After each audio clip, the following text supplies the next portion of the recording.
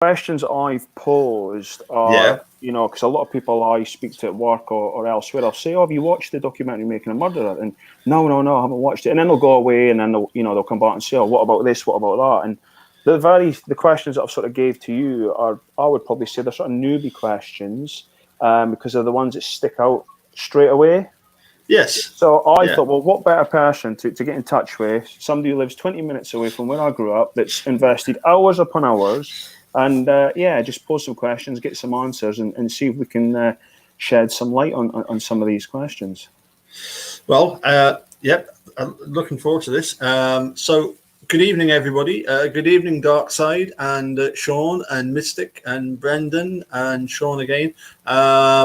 Yes, we are handing out free Dr. Pepper. If you don't get your Dr. Pepper, then just phone the complaints department. They're open 24 hours a day, 7 days a week.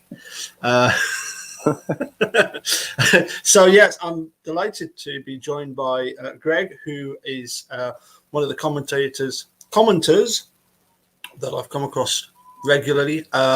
Goes by the name of Big Dog. And so yes, Greg, where are you from originally? So originally I am from Hawick, small place in the Scottish borders. As I've already said, it's 20 minutes from Galashiels, where you're based at the minute. That's where I sort of grew up.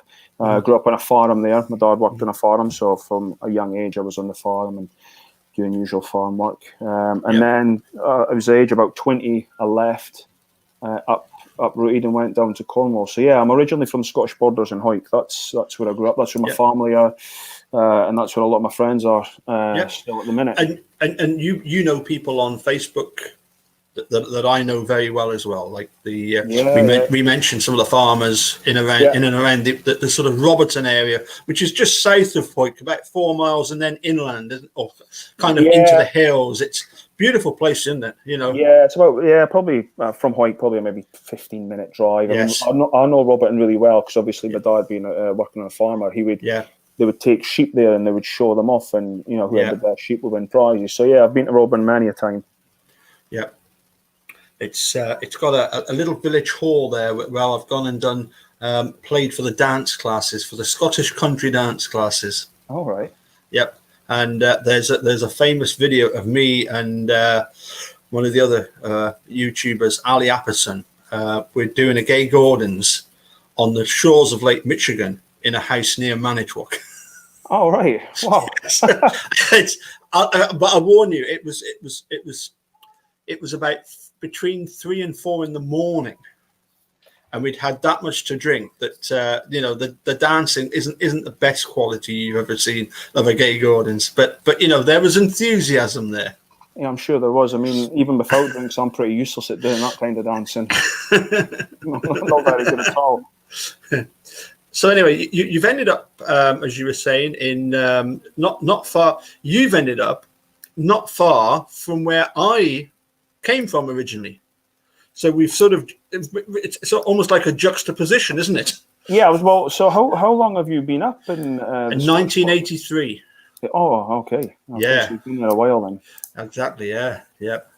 37 years now. So just over 37 years, but it's been. Do you know what? I'll be honest with you. When I first moved I lived in Melrose. Boo. But, posh Melrose. Yeah. So I was in what's called at the time the Railway Arms, and for the first month that I stayed in Melrose, I honestly couldn't understand a word of what anybody was saying to me, because the accent is just so different, and every other word was "you ken this" and "you ken that." After about a month, age 18, exposed to Melrose, never been north of the border. Well, once I'd been north of the border and sat in a car for a couple of hours in Melrose while my dad went in to speak to Jimmy Clinkscale, who had the music shop there. But apart from that, I'd never been in Scotland before, and then to suddenly find myself there. After about a month, I was saying, I could move back down to Cheltenham, can't I? Because, and they said, no. Try it, bear with it, I tell a lie. We had a holiday and I think it was at just south of Hawick, where there's a disused railway station, and I can't remember the name of it, but it was really nice. I think that's out by New Mill. I think that's yeah. I think it's out that way somewhere. But it's funny you mentioned the word "ken." Yes, that's quite a common word back home. Yes. And obviously, when I moved away and went down to Cornwall, I would say the word "ken" quite a lot, because obviously somebody said to me in the house, oh, where's my rugby bag? I would just automatically turn around and say, oh, I can. That's just what I'd say. And people would say, who's Ken? Who's this Ken that you're talking about? I was like, that's explain. Like, Ken is just a Scottish word for no. It is. And it's not just Scottish. It's also derived from, I think there's a German word derived. I'm not 100% sure, but it's different in each sort of town, because obviously for people that don't know or maybe listen, the Scottish borders, there's sort of 10 towns that are sort of clumped together within 15-20 minutes drive. But if you go to certain places, the accent is different. So if you go to Hawick, Hawick's very different to Garlish Shields, and same with Melrose. If you go across to Peebles, it's very different. I mean, you can go across to somewhere like Melrose and have a chat with somebody, and they'll look at you like, what did you just say? Yes. That's only 20 minutes just down the road. Yes, yeah, absolutely. And I mean, you've only got to go to Berwick, 40 miles, maybe less than an hour, certainly from me. Or if you go to Eyemouth and then go down to Berwick, you're crossing over the border, and the accent changes so dramatically. Berwick is very much Geordie, whereas Eyemouth is very much, Scottish. Yeah, I totally agree with that. Anyway, so basically, you've travelled around a bit, and you've been involved in the rugby scene for quite a bit. Yeah, I've been involved in rugby since I was little. I mean, from where I'm from, back home in Hawick, you're either into rugby, football, or you become a jockey. You're into horses. I just happened to fall into the rugby side of things, and obviously my dad played, my uncle, my brother, etc. So I just fell into rugby, and I just wanted to I always wanted to do it for a job. So luckily for a few years it was sort of my job. I was traveling around and getting paid to do it, so I was very, very, very lucky to do that. Not everybody can play something that they love and travel and get some money for it. So I was very lucky. A lot of sacrifices. Obviously I had to move away from home, and I had to go to some different countries, obviously across to France and New Zealand, but there were enjoyable experiences, and it's sort of on the back burner now. I'm getting a little bit older, so I've maybe got a season left in me, but I've got a young family now. I've got there's me having to think. I've got a 2-month-old daughter. I've got a 2-year-old son, a 3-year-old who's just turned 4 today. Actually, it's his birthday today. And I've got my stepson who's 9 going on 10. So I'm pretty busy with a family life. You've virtually got a 7-a-side team already, haven't you? I'm not far away, but that's it. No more babies, and that's it. I think I've done my good deed for the world. I've produced enough children with my missus, so that's it. We're finished. We're finished. Well, we are from my point of view, anyway. The school I used to go to in Cheltenham, they used to organise a sevens tournament, and it was based with families. So the Capaldi family, we had our own team based on mainly like uncles and say uncles and aunties, no, uncles and nephews, something like cousins, and of course one of my cousins is Greg Underhill. And that's Sam Underhill's dad. Oh, Sam Underhill that plays for England. Yeah. So if I get this right, I'm sure he's at Exeter. He's at Bath. Is he at Bath? Is he? Bath. Yes. Yeah. He's at Bath. And I said to my other cousin, his uncle, when I was down seeing them in Cheltenham recently, and I said, by the way, Ian, how did Sam end up in Bath? Because surely he would have come back to Gloucester, because he had to leave. He was playing for one of the Welsh teams, because I know Wales wanted him to play for them. Right. I think it was the Ospreys. Okay. Yes, he was playing for the Ospreys, Neath Swansea Ospreys. That's right, isn't it? Yeah. Yeah. He was playing for them, but then in order to be selected to play for England, he had to be physically in England. So he had to move back to an English club, but he chose Bath. And I don't know if if Gloucester sort of gave him the option. But when I asked Ian about it, he said, Paul, it's obvious because Greg, he went to Bath University and actually played for the university team. So really, Greg, Sam's really just following in his father's footsteps with regard to. It would make sense. Yeah, and I mean, at one time, Bath were probably the best of the English teams. They were the most successful. When you go back a few years ago, they were pretty solid, pretty dominant outfit. I think you'd have to go, if I get this right, you're probably looking back at the 60s, 70s, 80s when they were real dominant. Well, yeah, you're going back to the days of Barnes. What's when he was the fly half for them, the commentator. What's his first name again? It doesn't matter. It'll come to me. But yes, they were about. Anyway, we could chat about the rugby and the background. I mean, your surname. I was just going to mention this. Your surname. I am familiar of a few box players with your surname. So I don't know if you know any box players in the family, but don't think I do. Okay. I mean, the thing is, it's. I'm going to say it's quite a well-known Borders surname, isn't it? So you've got obviously like my dad's side, we're based over in Hawick, and then obviously sort of what you'd say is my second cousins, they're all based in Jedburgh. And they were all rugby players too. I mean, the Goodfellas, as far as I'm aware, is predominantly a rugby family. Yeah. So you've got obviously me and my brother and my dad obviously played in the Hawick area, and obviously my cousins and that they're across in Jedburgh and played for Jed Forest. So it's it's the Scottish Borders is a real hotbed for rugby. Oh yes.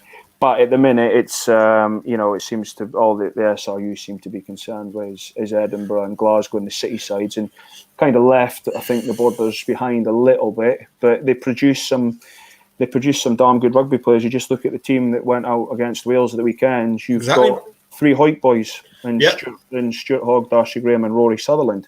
They're all products of Hawick. And that's a pretty good start that you've got 3 guys starting for Scotland that are from a small place like Hawick. Exactly. And of course, the coach at the moment, Gregor Townsend, a sort of gala legend. And my wife's 2 cousins, Mike and Pete Dodds. Well, Pete Dodds played for Scotland in the 80s when they won the Grand Slam. And fullback, and Mike Dodds played for Scotland as well at fullback.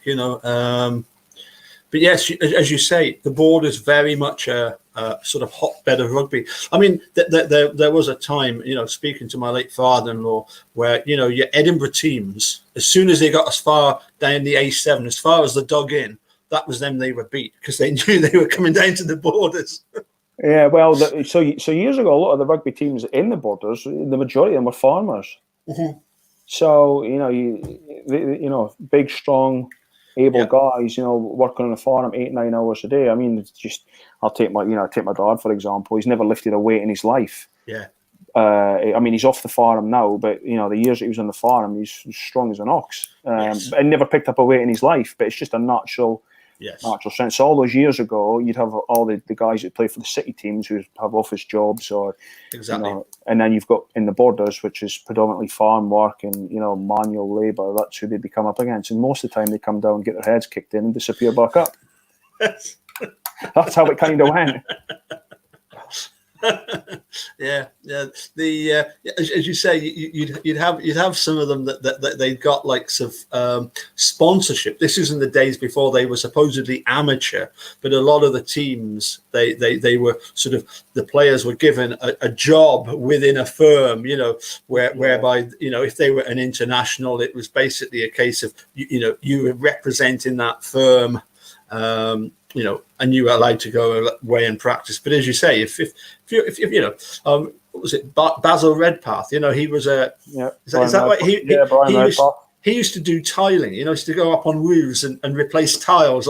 And he's your top, Scottish, scrum half. The guy that you should be, sort of in cotton wool, and bring him out every international. But he's up on roofs doing tiling. It's changed days. Even now, a lot of guys, a lot of teams I've kind of went to, sort of, they'll give you a job, but that job's quite generally relaxed, and your main focus is to play for the rugby team.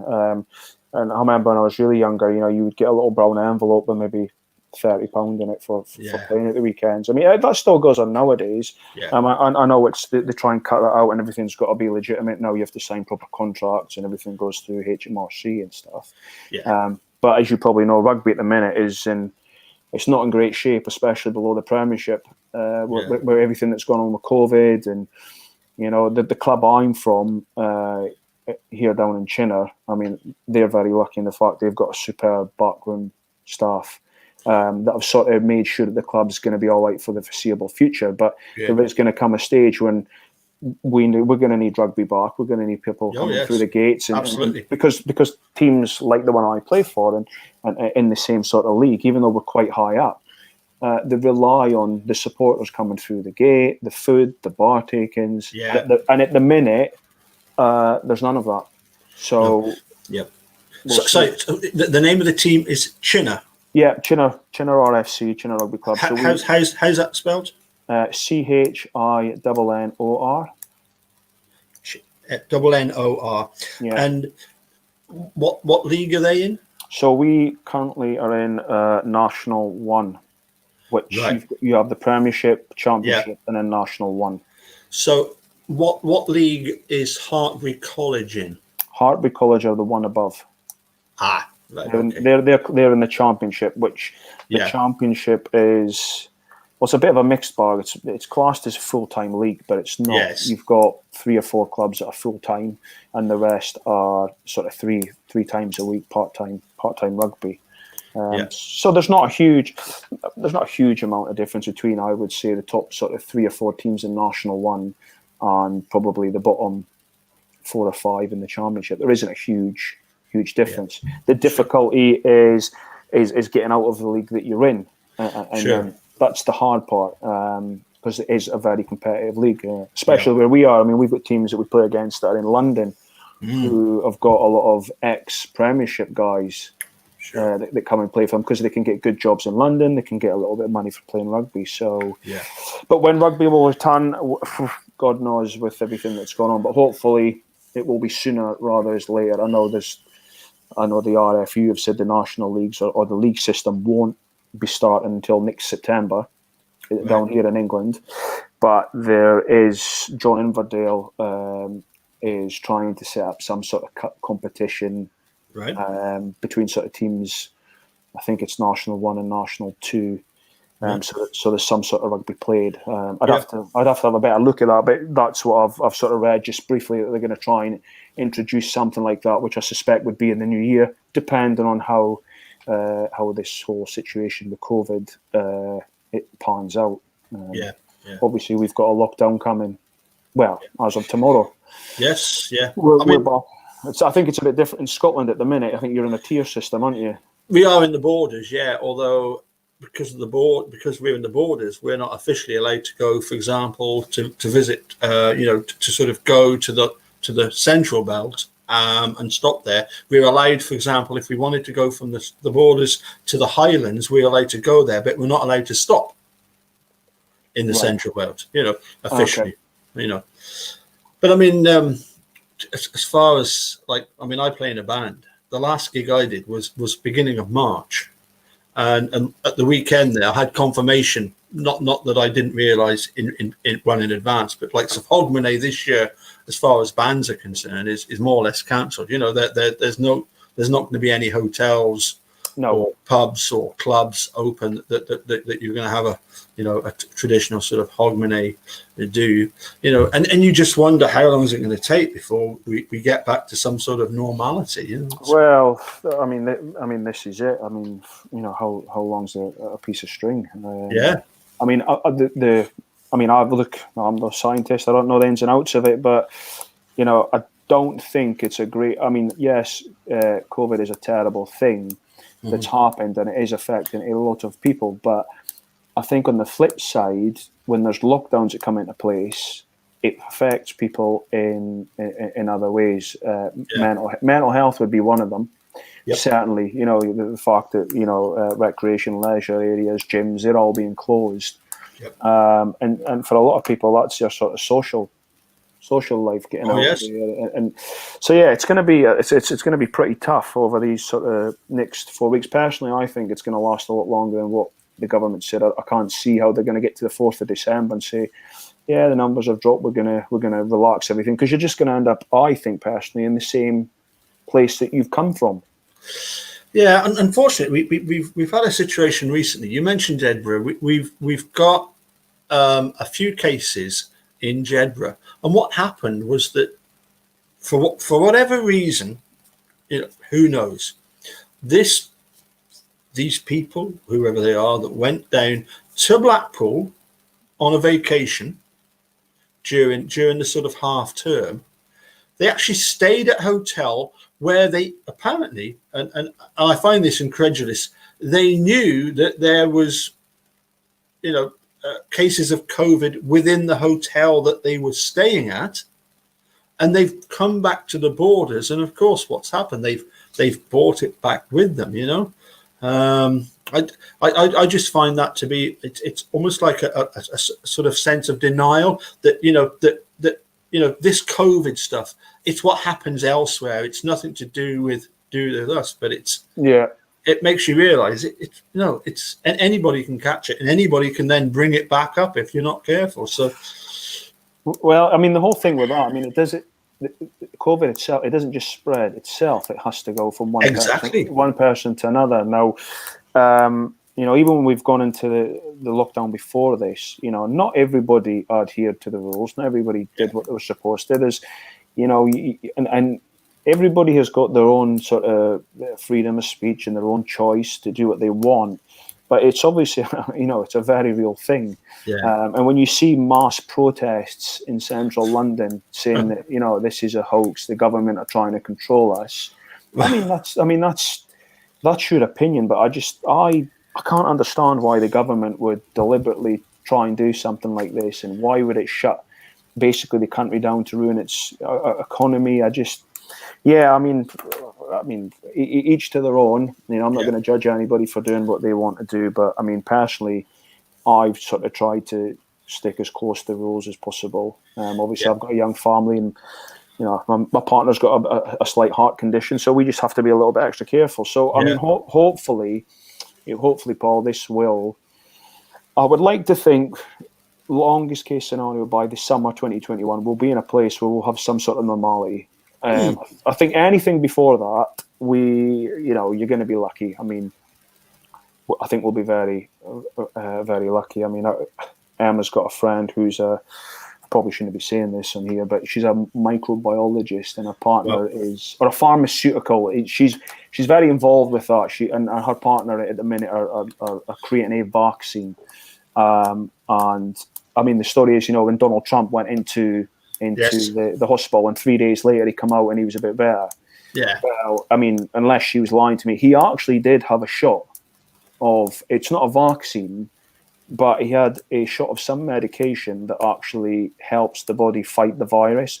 Yeah. So as far as my understanding, again, it's a case of you would take this shot, and if you did get COVID, rather than ending up on a ventilator, you would just have a really bad flu, and that would be it. But that's, I don't know the technicalities of that, so I probably shouldn't even have said that, because it's quite confidential.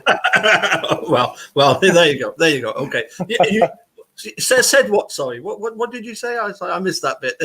No, neither. Hold on a sec. We've got a question from the chat. And I think I know the answer to this one, but I would like to know when. Oh, no, sorry, this one. Sorry, JD. From Dark Side of the Moon, have you watched Making a Murderer? Yes. And if so, when? So I've actually watched it twice. Yes. First time I probably watched it was about probably, I don't know, 10 months ago. Yeah. So I'd watched it, and to be honest, I was pretty flabbergasted at what I actually seen. Yeah. And I thought to myself, "Oh, this is going to be, this will all get resolved. It'll be sorted out in a few months, sort of thing." Yeah.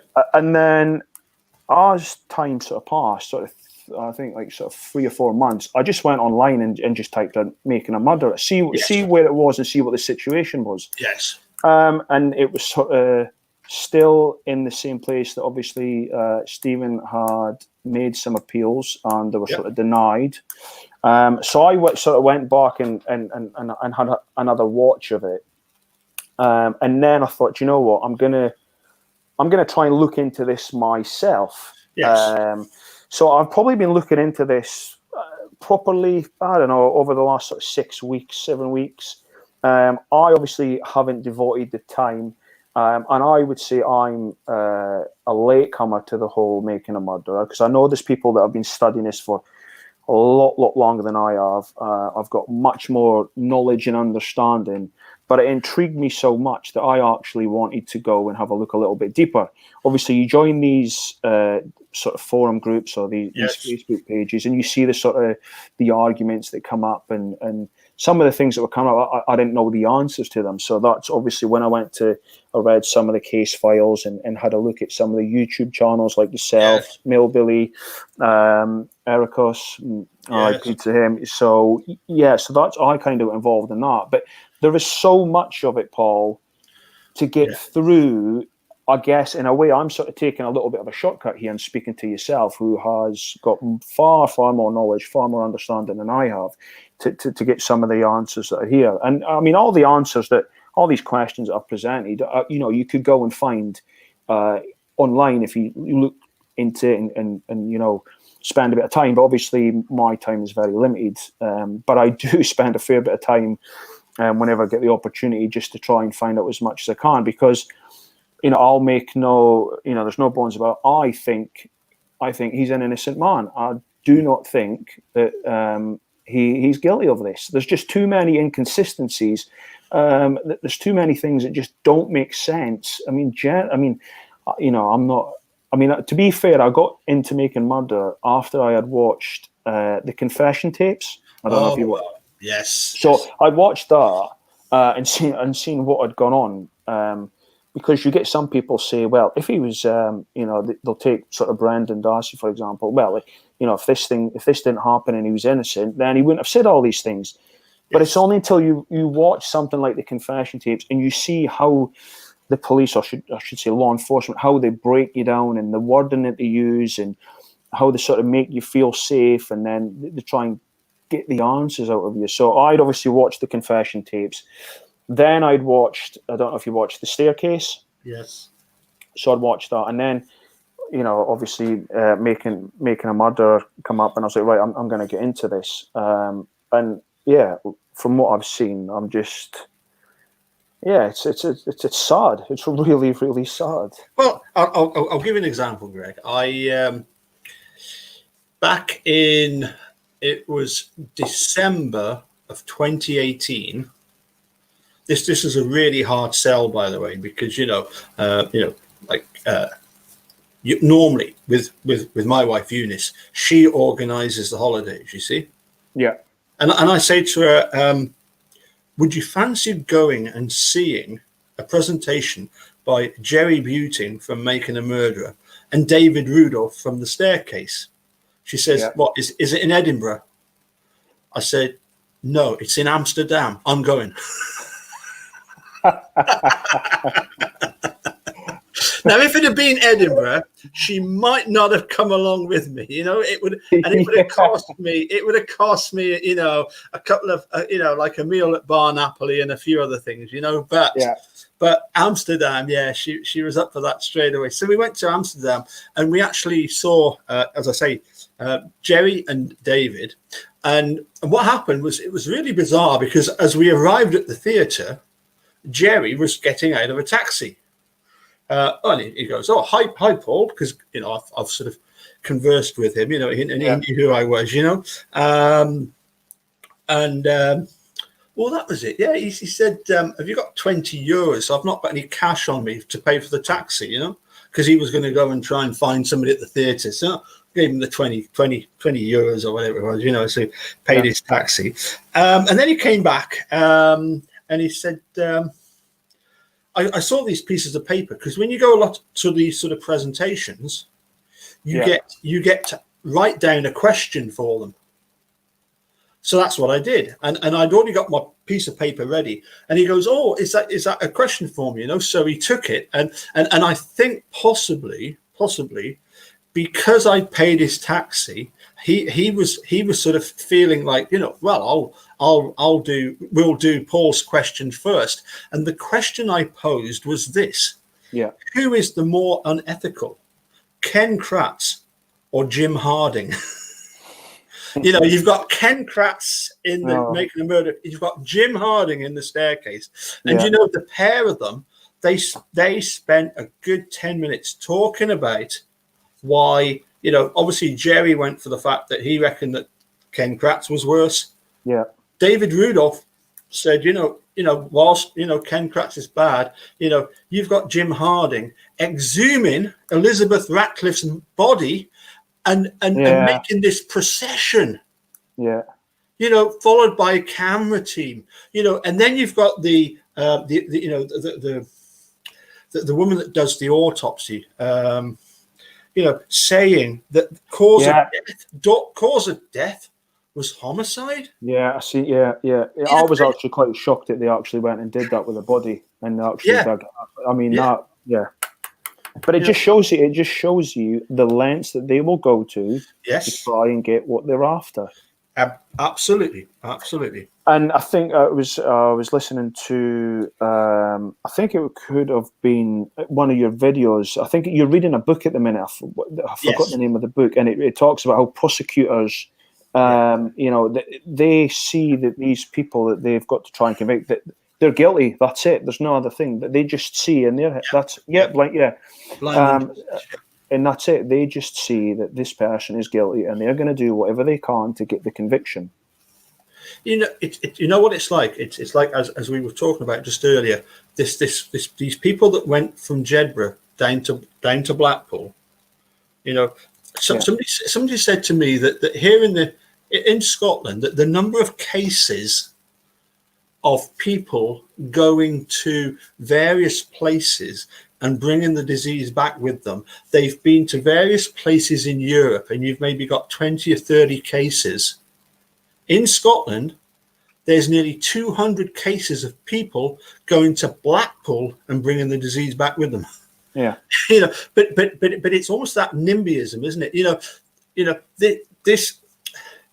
We won't come into contact with any COVID. That's somebody else's. It's like, these wrongful convictions, okay, they occur in theory, but nothing to do with us, and the prosecutors, they are very sort of sold on the idea that because they think, or there's this inkling that person might have done it, and then this sort of confirmation bias and tunnel vision sets in, and there's no shift in them, and even when they're proven, even when they've been shown to be wrong on this, and I suppose in fairness, I've always given that Orlando Hudson a bit of a hard time because he says at the end of The Staircase, the judge, maybe I shouldn't have allowed this to happen and that to happen, and you think, gee whiz, that's big of you, man.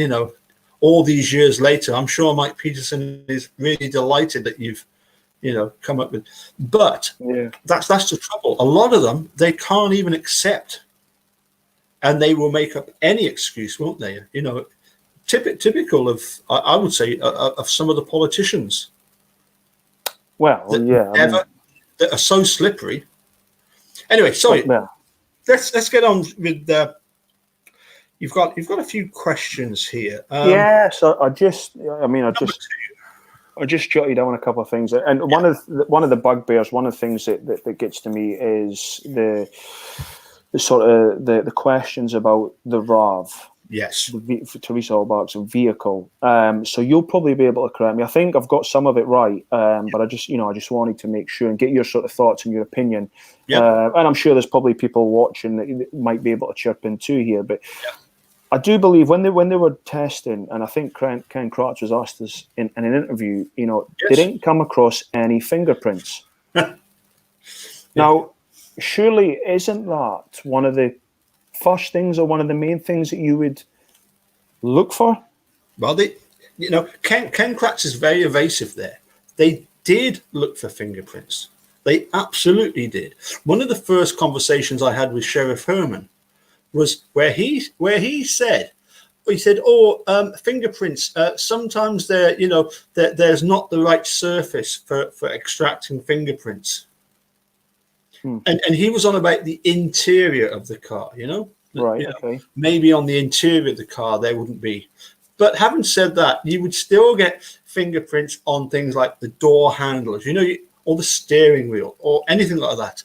But yeah, no fingerprints of Steve, but certainly not on the outside, which is even more bizarre, isn't it? Because well, you would think so, because he was supposed to it was all tested. Put her in the back of the car. He would obviously open the door. I mean, you would have thought there would have been something or on the outside of the car, but it didn't seem to be. There was any. And I do remember when Ken Kratz asked this in an interview, he kind of. Oh yes. He looked a little bit embarrassed. He's like, no, they were just looking for DNA. Very embarrassed. Very embarrassed. Yeah. What he tries to do, Ken Kratz, is he tries to distance himself at that moment in time from the investigation, when in fact he, as district attorney, well, obviously acting district attorney, special prosecutor, as Pete Bates says, he's the one that's directing them where to go. He's the one that's directing Wiegand and Fassbender.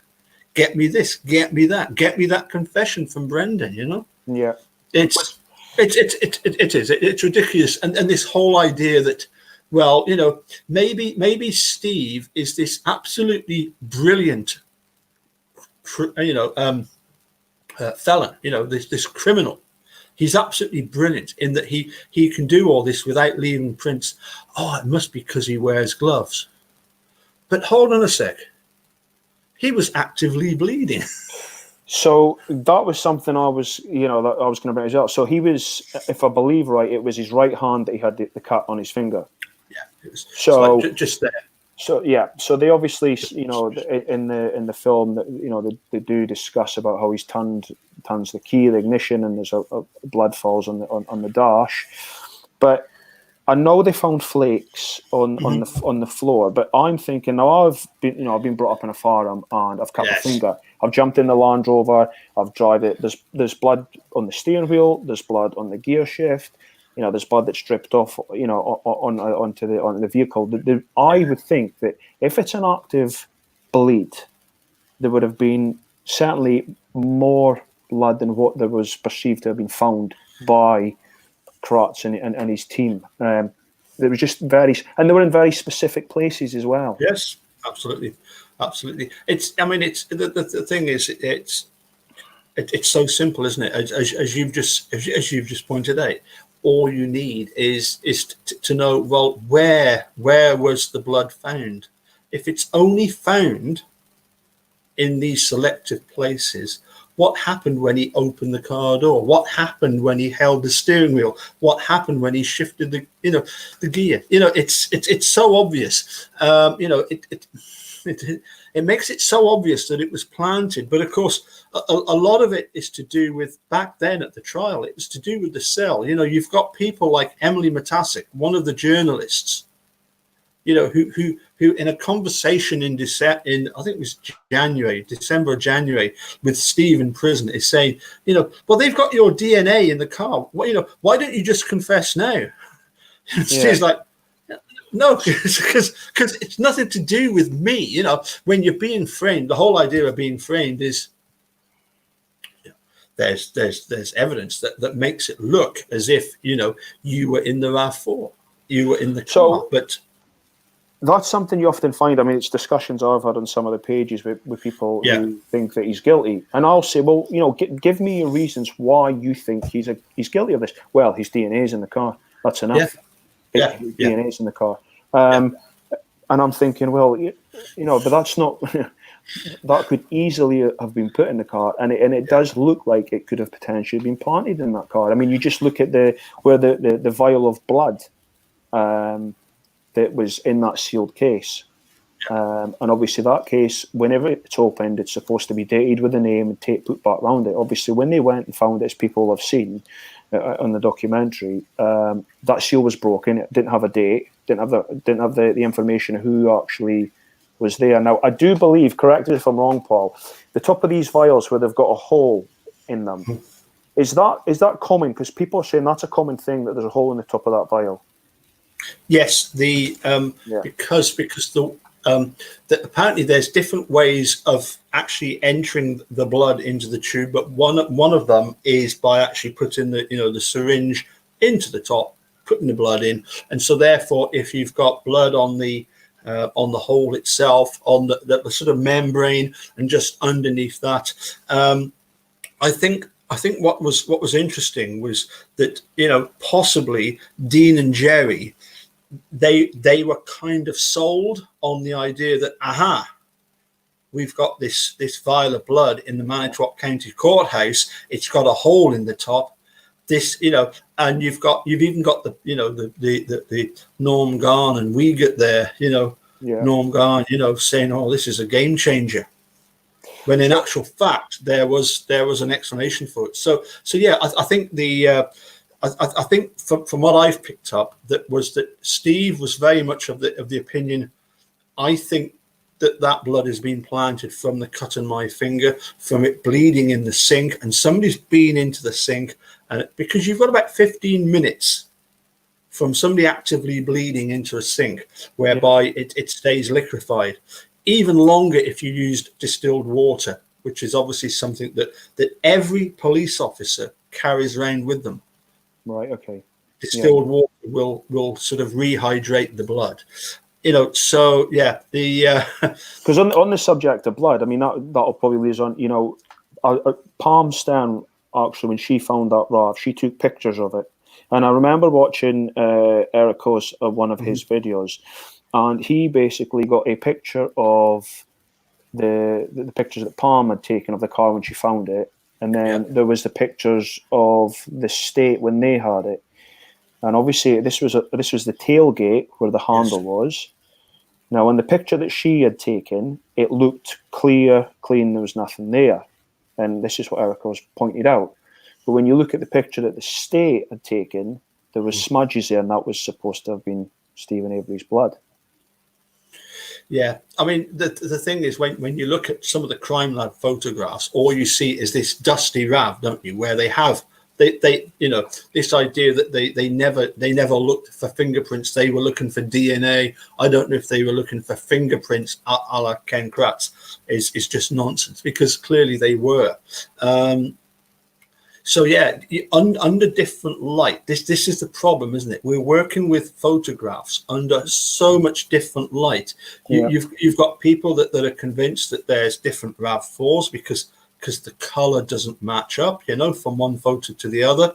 The smudge on the back that Ken Kratz, he says is Stephen's bloody handprint, is item A23. Yeah. But of course, that is still to be identified. That is one of the main reasons why Kathleen Zellner does want to get her hands on item A23 and to actually take a swab of what that bloody handprint is. Because that was used I believe it was used in one of his opening statements, wasn't it? That he said that there was blood on the tailgate of the RAV. But I believe I don't know the technical name, the DNA specialist, I think it was, what was her name?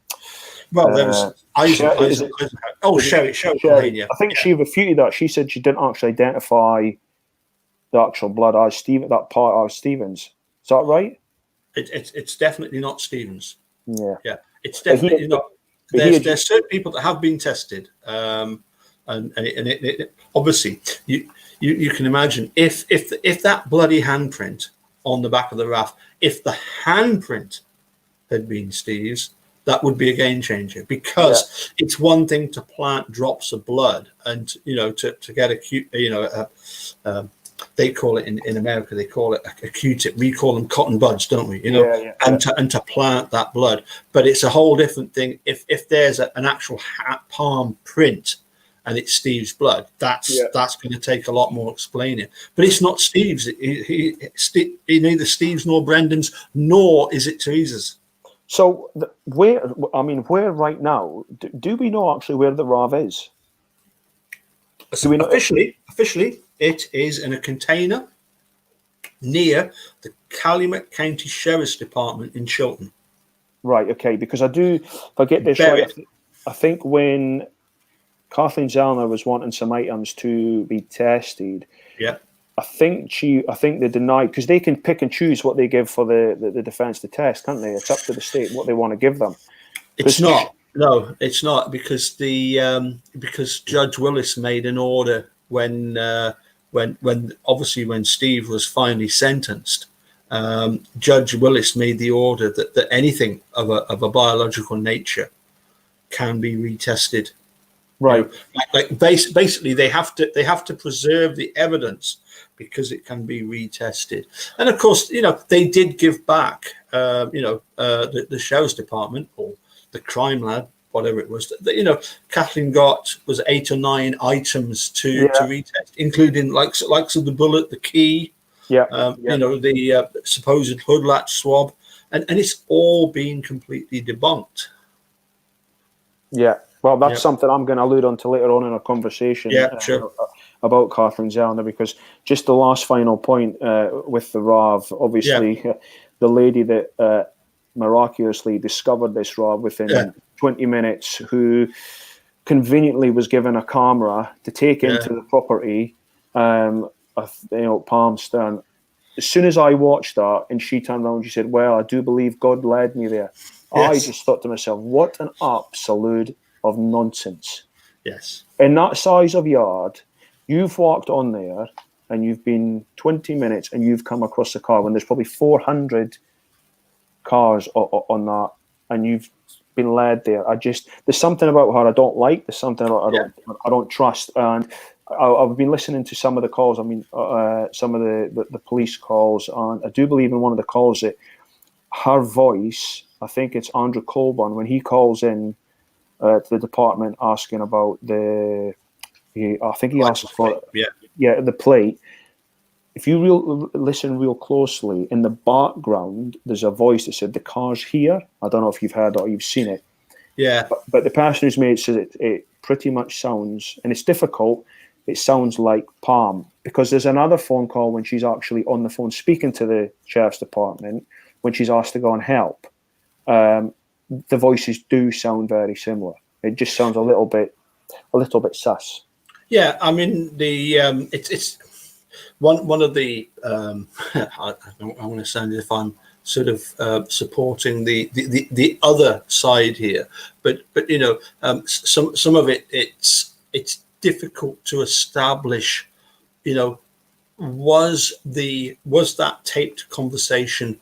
Is the background sound that you hear now? Is it somebody saying, "Oh, the car's here," or is it a case of "it's here"?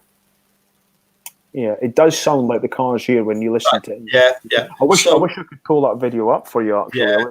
Oh no, I've listened to it many a time, and as you say, it's one of these items that Zellner, in her motion, has actually pinpointed that she's had this enhancement done of that particular phone call to listen to what's being said, but I'm not sure if we can definitely say that what we hear is from Andy Colburn's phone, or could it be from dispatch? Could it be somebody in dispatch in the background that's saying it's here?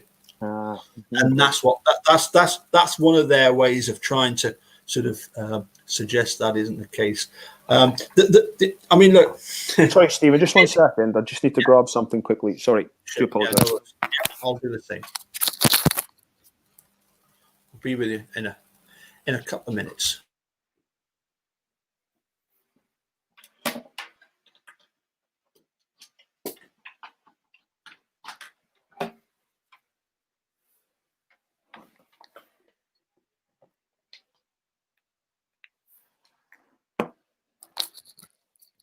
Yep, there we go. Sorry about that. Oh, lost you.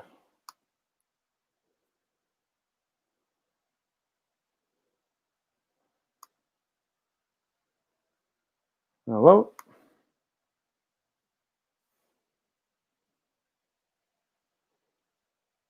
What's happened there?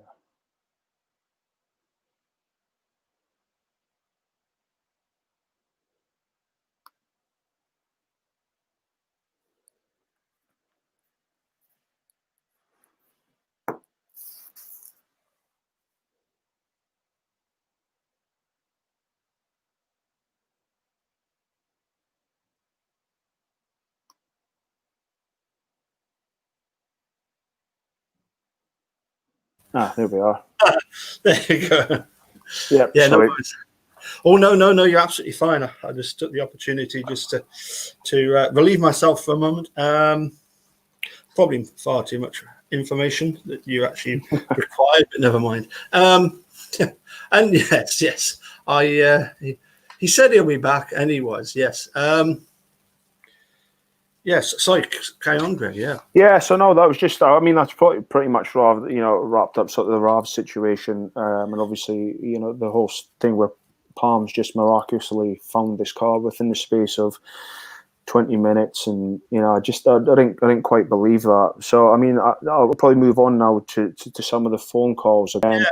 I think Greg, sorry to interrupt. One thing I would say about the Rav, of course, is what is interesting, of course.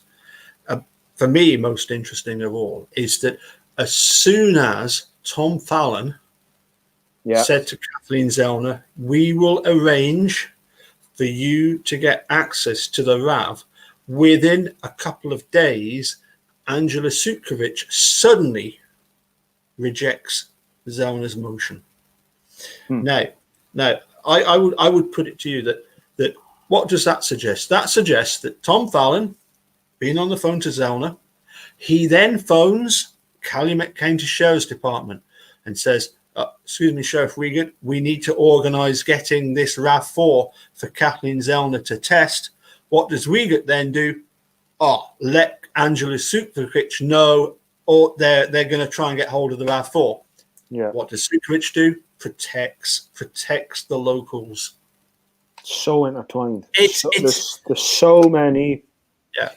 I mean, we'll discuss at the end, but I mean, sure.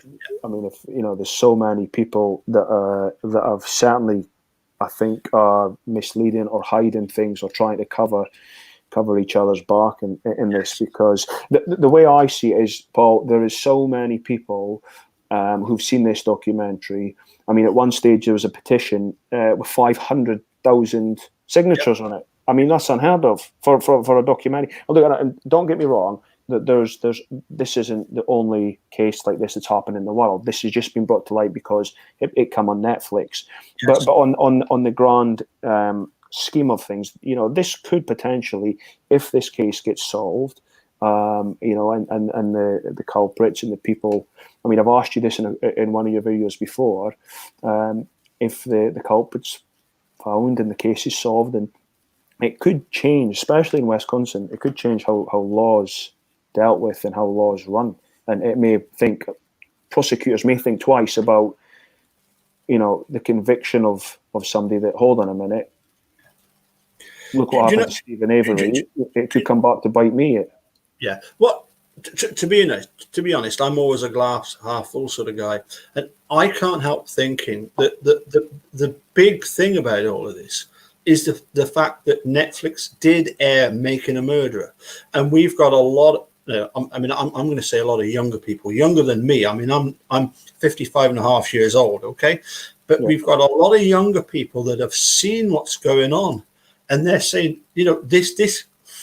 To quote the big Lebowski, this cannot abide. We cannot have this. And so for me, and And I think Jerry said the same as well. You know, the good thing is that we've got people now that are exposed to what's going on, and they can see the kind of corruption that's going on, and then they're not going to accept it. And the hope is that, you know, the new lawyers coming forward, they're going to realize you can't have this, because you can't have these, you know, if more and more people are being exonerated, and it's costing the various states millions and millions, tens of millions of dollars to pay these people for what they've been through. Not that any amount of money covers what they've been through. No. Eventually people are going to say, what on earth are you doing? You know, get it right the first time. You know, don't just go with your gut feeling, or don't just go with the fact that this is convenient to, you know, to bury Stephen Brendan because it gets rid of this civil suit that he's taken against you. Well, that's one of the things I sort of bring up when I have conversation with people, and, you know, you say to, you know, people, well, why do you think he's guilty? And they'll say, well, why do you think he's innocent? Well, the first thing I generally pick up with is the guy has spent 18 years in prison already. Okay, he's just come out, and he's about to start a lawsuit where he's going to claim for 36 million. Now, realistically, would he get 36 million? Probably not. Okay, he's probably not going to get that amount of money, but there's a good chance by you know, people that have been exonerated. If you look at, they get about, I think it's something about 400,000 for every year that they've been in prison. So he was in line to somewhere of the region, probably between 5 and 8 million. He could have potentially got, and I think he probably stood a very good chance of getting that. So why would he go and jeopardize that? Just that, to me, I can't understand, you know, a man that's been in prison for 18 years and he's got a chance of it. You know, let's say, Paul, he doesn't even get that. Let's just say he gets 2 or 3 million. Yeah, that's still life-changing for him. Yeah, of course it is. So, you know, that's something that I generally say to people. You know, that's one of the main things I think he wouldn't do. There's other reasons as well why I think he wouldn't. Why I don't think he's guilty. But, you know, moving on slowly, Paul, because I think we're going to be end up here all night if we this talking. We'll be, and I mean, I could talk all night about this, but I just wanted to bring up the phone calls. Now, we know that Teresa was getting some harassing phone calls, but they never seem to have been looked into. They never seem to have been investigated. It wasn't something that anybody seemed bothered about. And I would just, you know, my question to you is, why was that never looked into? Why didn't they see a trend that she was being pestered or being harassed by somebody? Why didn't they try and trace that and look into that to see where the calls were coming from?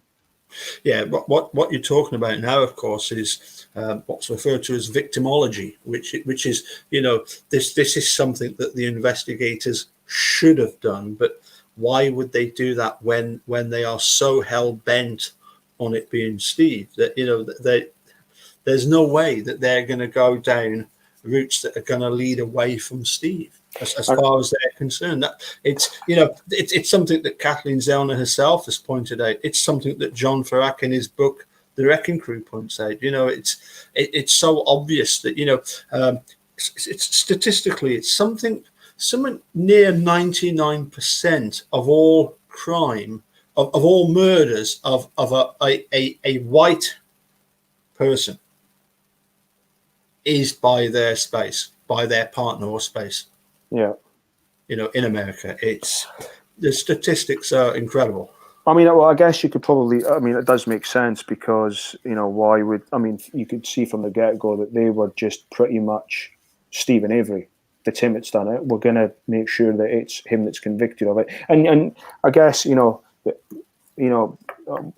the people would say, well, why would law enforcement do that? Why would the police? Well, they had a lawsuit coming towards them for 36 million, and they'd already convicted the guy wrongly in the first place. Yes. And there was a chance that they would have egg on their face again if they didn't get him behind bars. And that's my personal opinion. I think that's the reason, that's the motive that the state had, was we cannot give money to who, I don't know the family and I would never judge them, but I think from what people say, they were kind of outcasts. They weren't like everybody in that area. And I think the police probably seen them that way. Now, look, I'm not painting a picture of the Averys being and Stephen being the best man in the world, or he had some things that he had done, and he had some red flags against him. And people bring that up, the whole situation about the cart that was threw in the fire, and then there was 2 separate allegations by women that he had tried to rape them, but that come to nothing. That was just stories, that people bring up. And then there was the whole situation where he ran a family member off the road with a car. So people, use that. So I'm not painting a perfect picture of Stephen, but as I say, the motive for the state to get him behind bars is far bigger than him being released from prison and committing a crime. Well, I don't know. I'll ask you a question then. Okay, so you've got Stephen Avery, right, who has this history when he was a lot younger of this, as you say, Sandy Morris ran her off the road, seemed to have a certain amount of aggression in his youth, breaking into bars and stealing stuff, and maybe a bit of a rough character. I mean, we both live in the Borders. We've met plenty of rough characters. Hell, yeah. I bought a yellow Escort off of the scrap dealer in Hoyk, and you know who I mean. I'm not going to say his name, but he ended up being a councillor. Yeah, I know. I know what he's Norman. Let's just say Norman, right? And Norman, absolutely wonderful fella, but he runs a scrap yard. But him and my dad got on like a house on fire because he kept racing pigeons up at the top side of Hoyk. But what I'm going to say is this, right?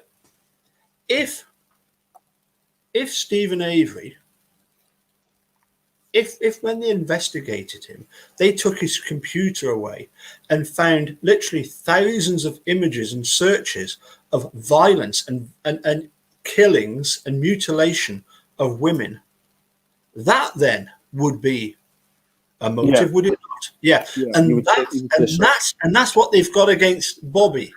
And this is so we're going to jump on. We're probably. I mean, that's what we're going to. So that was. That's the thing I was going to ask you, the whole situation with the computer. Now, I know you'll correct me on this. Again, I've got to do a little bit more digging into it. But obviously, we know that the computer, the images that Bobby Darcy had on there were pretty disturbing. Yeah. Certainly not normal. I mean, they're just not normal. So obviously, the people who have watched it will have seen.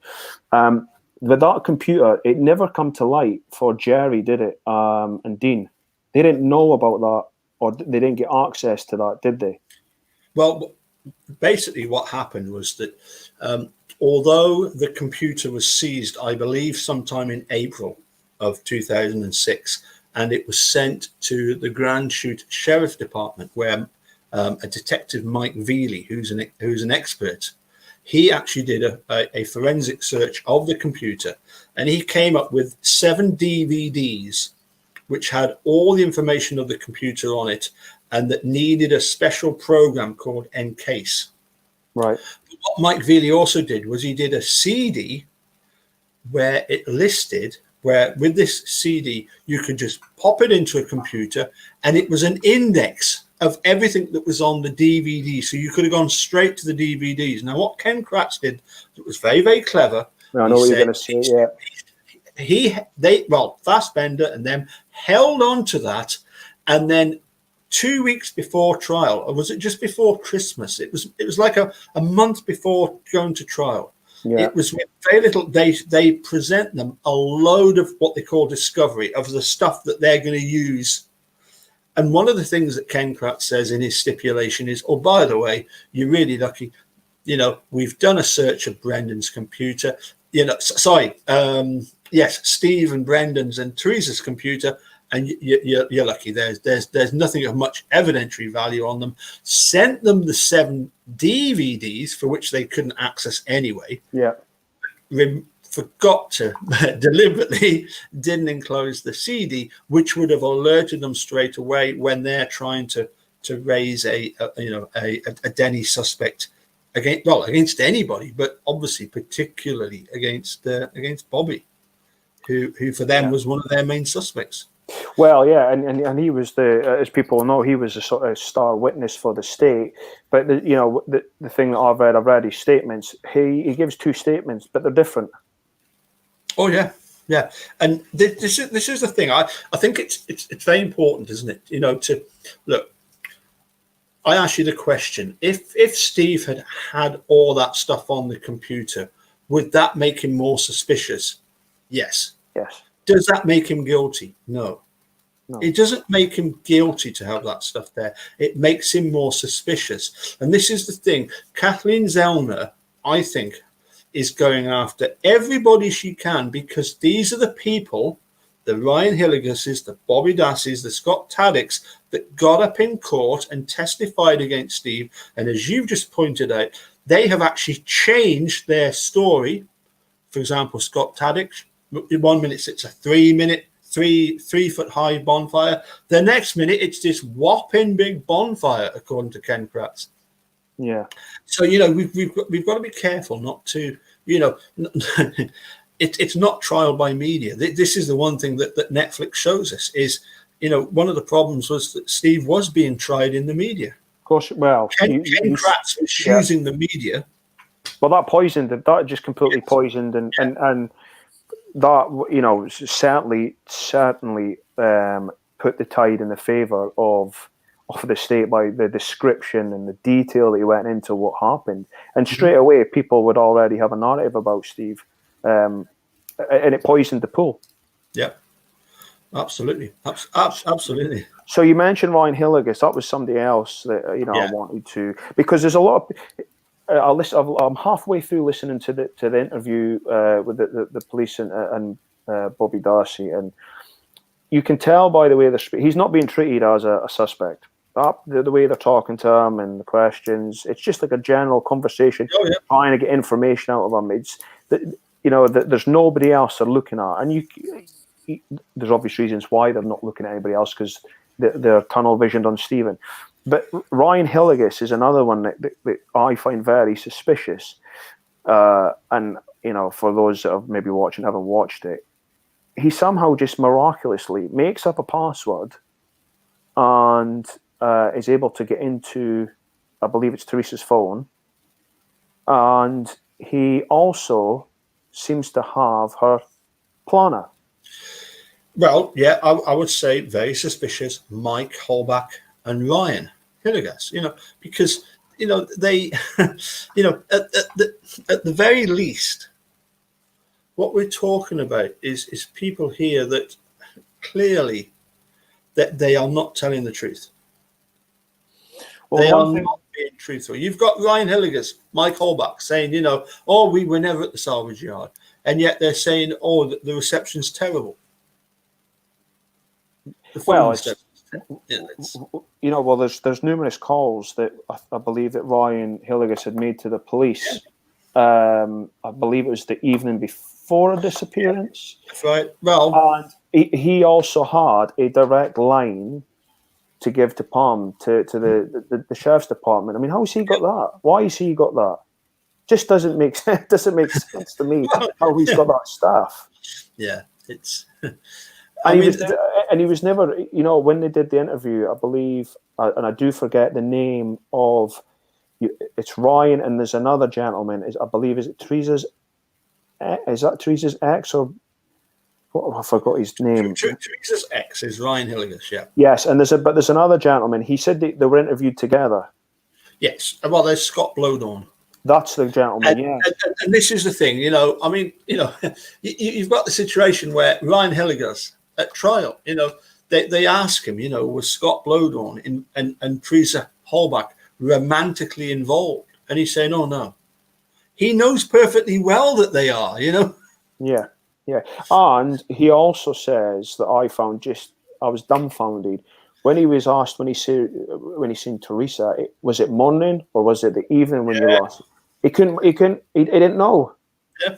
That's something, that's not a difficult question to answer. You know when you've either seen somebody before lunch or after lunch. And I just thought, if that was the last time you saw that person alive, if that was the last time, you know, and then you're told, oh, by the way, your ex-girlfriend, she was murdered. You're going to immediately remember the last thing you ever, you know. I mean, look, the dude passed away. I've been through, you know, some of the messages he sent me, you know, so that I can see, you know, exactly what he said and what conversation we were at that time. Yeah. You know, this whole idea that, you know, I'm not sure whether it was day, morning, noon, or night, no idea. That's just typical of a lot of the people when they get into the witness stand and they're being asked under cross-examination or direct examination, suddenly the memory is, I'm not sure. Yeah. You hear that so often, don't you? Yeah, and I just thought, when I was looking, I just was surprised. But then again, when you see where the state are going with it, why he wasn't pressed more? I certainly think there's more information. I mean, there's a few people that I think have a lot more information that's been let on, and it will be interesting to see where this ends up. But just pushing on from that, Paul. I mean, one of the questions also. And again, I'm not sure if there's any truth in this because I've watched some videos on YouTube. I've read some transcripts where there's talk of the bones that were found from what I want Teresa Halls, and they potentially belong to a lady called, is it Carmen Boatwell? Yeah. And was there a march to her and Teresa's mother? Or have I got that completely wrong? It's something I'm looking into at the minute. They are related. But my question to you would be, how could they possibly be Teresa's bones in the burn pit if we know for sure that the bullet, item FL, that went through Teresa's skull hit wood? Clearly, Teresa is made of wood. Therefore, how could the bones possibly be Teresa? You know, I'm being flippant about this, but when you look at it, the ridiculous nature of the state's case. You know, they've got this bullet, item FL, that was found in Steve's garage in March, just after they interviewed Brendan. And they've got this bullet that's had DNA on it, confirmed by Sherry Culhane, by the way, in a process that she has never ever had to go through before, of having to ask her supervisor to accept her findings as being correct, you know, in order to verify that was Teresa's DNA on that bullet, because Fassbender wanted her to do that. Yeah. You know, but there's wood embedded in that bullet, so clearly Teresa is made of wood. Yeah, I know where you're going from with this. It's so bizarre. I mean, it leads people to think, well, was it really Teresa Halbach that was murdered? Is Teresa under some sort of witness protection program somewhere else, and that the blood was somehow, the blood in the back of the RAV4 was somehow, you know, extracted and put there or whatever, or maybe it's not even Teresa's blood, maybe it's somebody else's blood.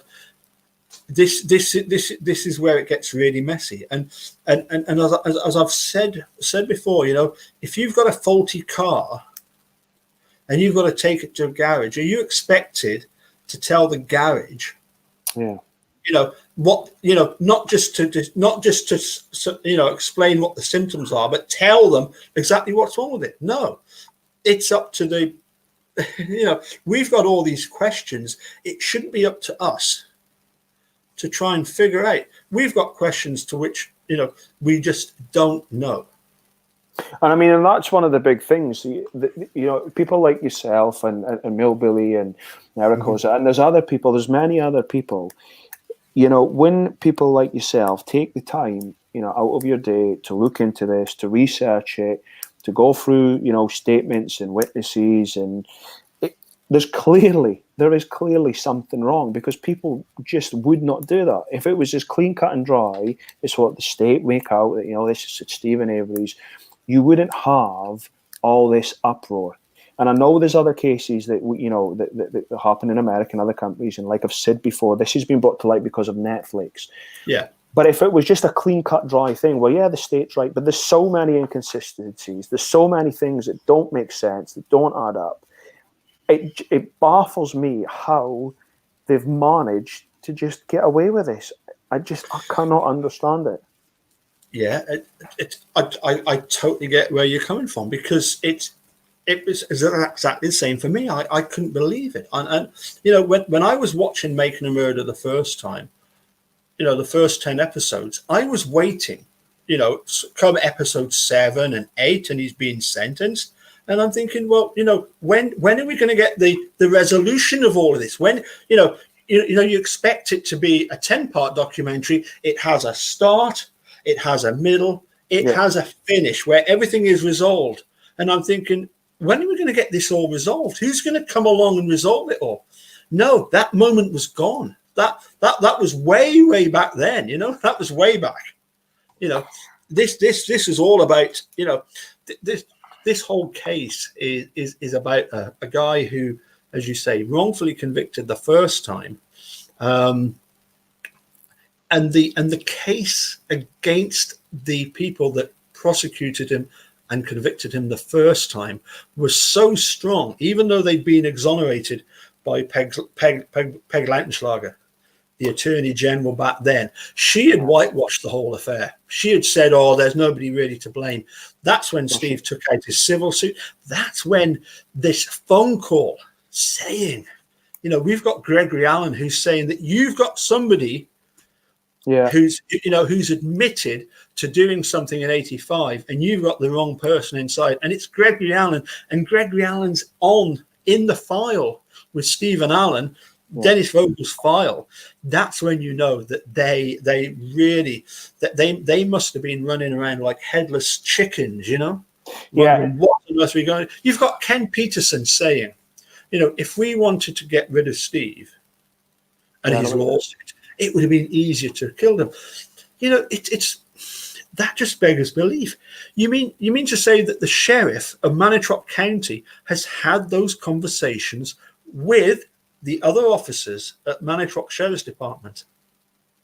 Yeah. You know? Well, it's funny you bring up Peg Lautenschlager, because now, if I've got this right, her son at the minute is Josh Cole, who's Attorney General. Yeah, now, people say, you know, about Governor, is it Eves? Evers, yeah. Yeah, so they're saying that, you know, people are, you know, we've got an email, we've got to send that, we've got to notify, we've got to try and, well, especially on Brandon's side, to get Brandon out. I just think, I could imagine that the governor and Josh, they've probably had a conversation between themselves saying that this cannot happen.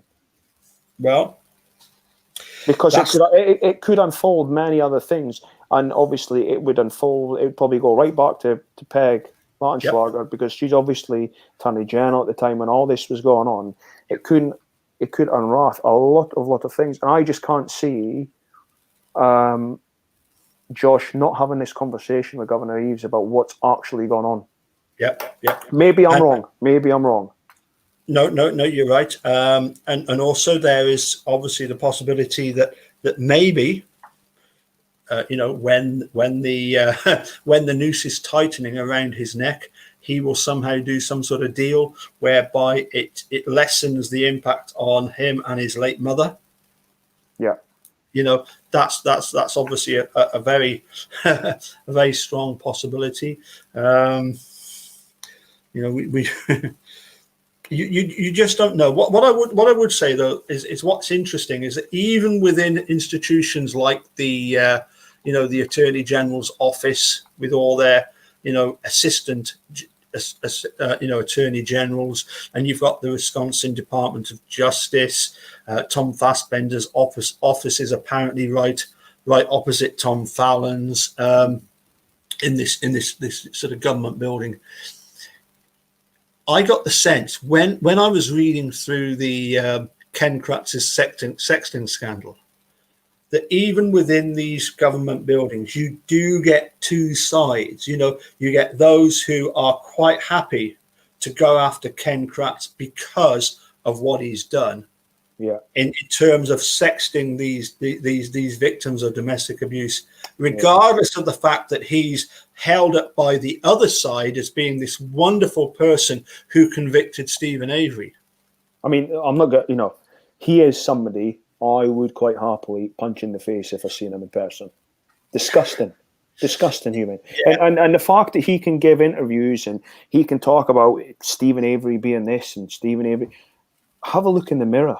Yeah. Yes. Look at you're supposed to be this district attorney. This law abiding.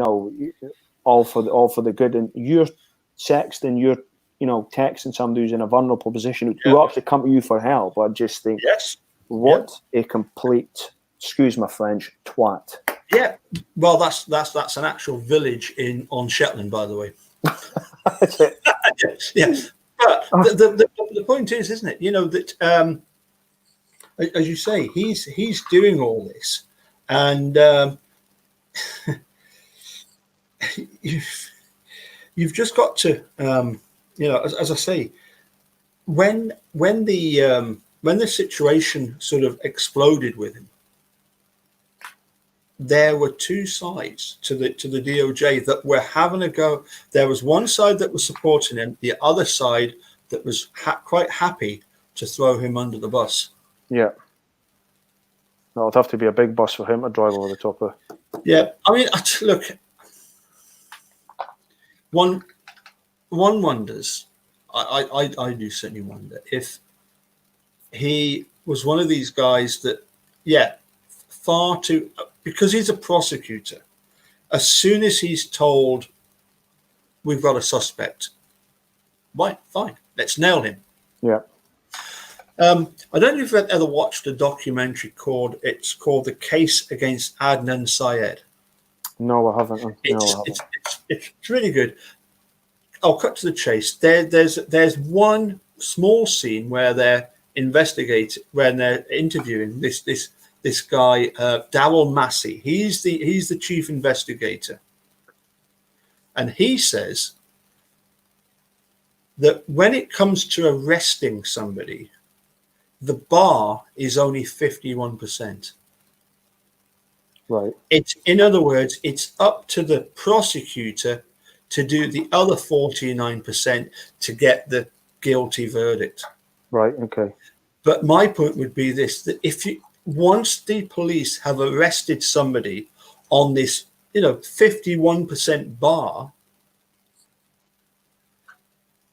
you're almost certainly going to be found guilty. There is very little hope. Once you're accused, you end up losing. Yeah, well, the odds are against you straight away. If you go to trial, it's why so many people in America, they take the plea bargain. Because whether they're wrong or right, whether they're innocent or guilty, they know that they don't have much of a chance now. Yeah. Well, I mean, that was sort of what happened in the staircase, wasn't it? You had to take a plea bargain at the end, rather than going through the whole trial again. But I mean, I'll jump onto it. So obviously we know that Kathleen Zellner has just filed another motion. Would that be right? Well, the last thing that she filed was, I think it was around about June of this year. Yeah, it was the response to the state. She filed a motion, the state responded, she responded, and we're just waiting on the Court of Appeals to. So I've read that about a couple of weeks ago, and from, again, you'll know better than me, but from what I'm reading and from what I'm understanding, I can't see how they can deny her what she's after at the minute, because she makes so many good, valid points, and there's Brady violations in there that she clearly points out. So my personal opinion, and correct us if I'm wrong, if by somehow, and I don't know how American law works, I don't know how high this goes up the chain, if she doesn't have success with this, then surely somebody higher above is controlling this. Yeah, I mean, absolutely, yeah. But I would suggest that the moment, and again, Mark Godsey in his book refers to this, at a local level, when you've got somebody like Angie Sukovich, her job is to protect her friends within law enforcement in general. That includes other judges on a local level, prosecutors, police in general. Okay. Yeah. But when you get to the Court of Appeals, the Court of Appeals has already remanded the case back to Angie twice. This is pretty unheard of, to remand the case twice. So, yes, I mean, if I cannot see how the Court of Appeals are not going to demand some sort of action, whether it be, remand it back for an evidentiary hearing, or just order a new trial, or even, I mean, what should happen, in fact, bizarrely, is because the state handed back those bones, Stephen Avery should be released immediately. That's what should happen because of their destruction of this evidence.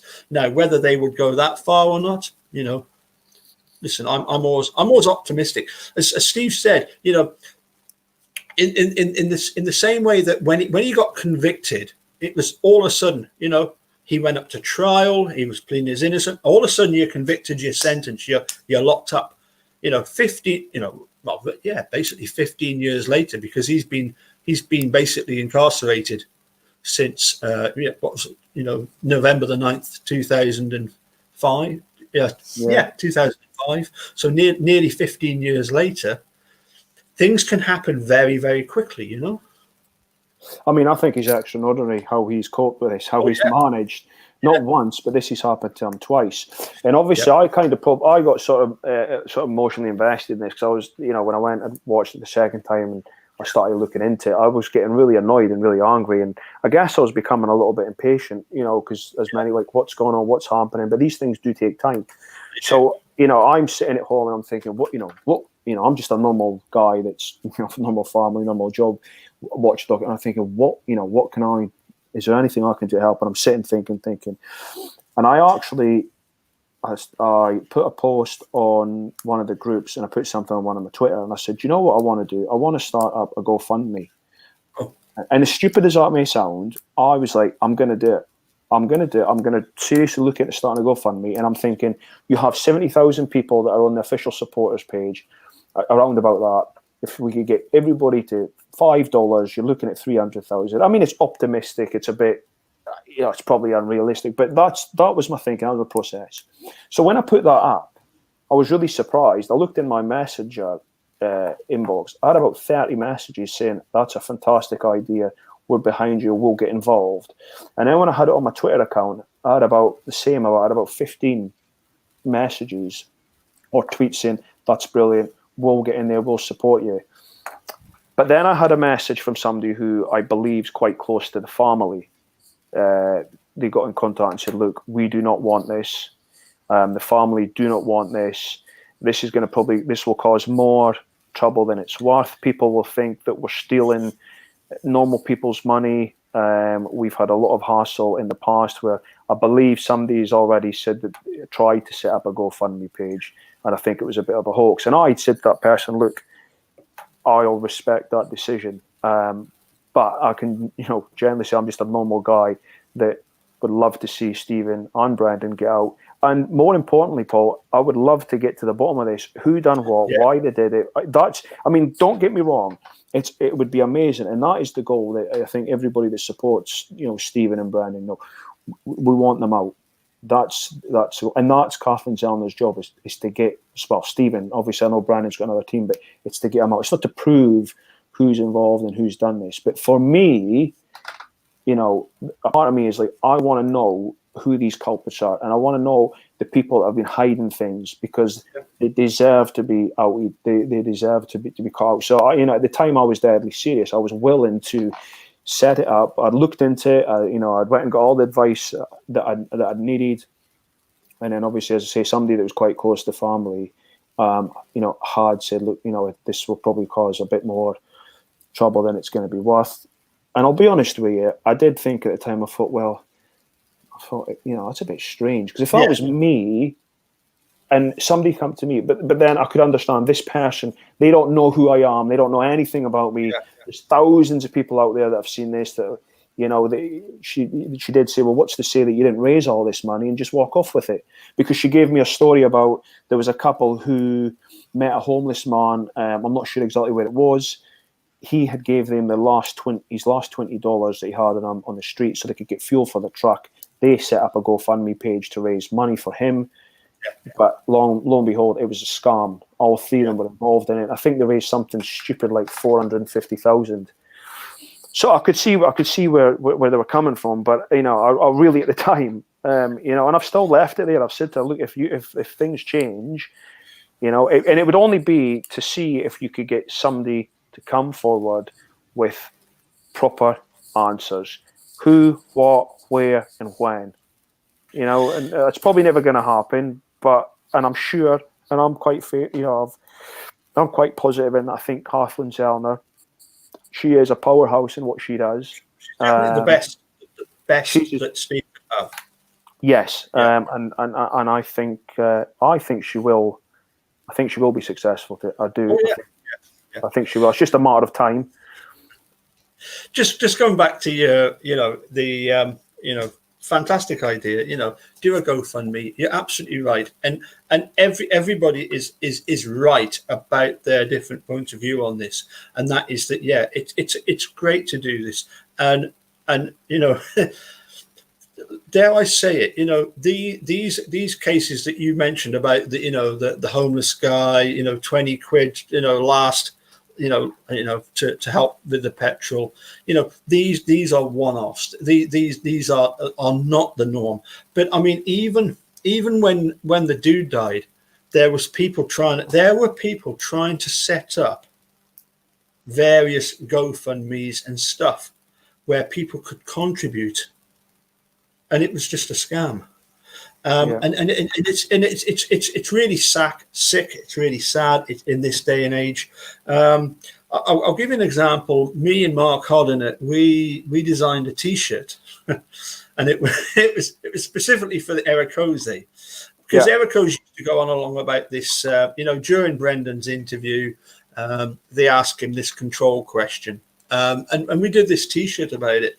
And even that, we had people who wondered, you know, what were we trying to do? Were we trying to make money out of the case?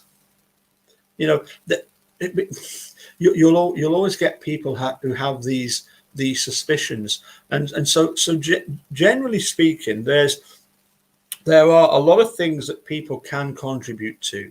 One of them is Kathleen Zellner's, fund to help with Steve. Yeah. Another good one is the Innocence Project. Another one is Northwestern Pritzker School of Law, which is Brendan Dass's lawyers are there. So there are places that people can donate money to if they want. And I know that it would be good. It's good if you've got, rather than everybody sending off their own individual amounts, so you don't get an idea of where the money's going. Yeah, you know, we did last year and the year before.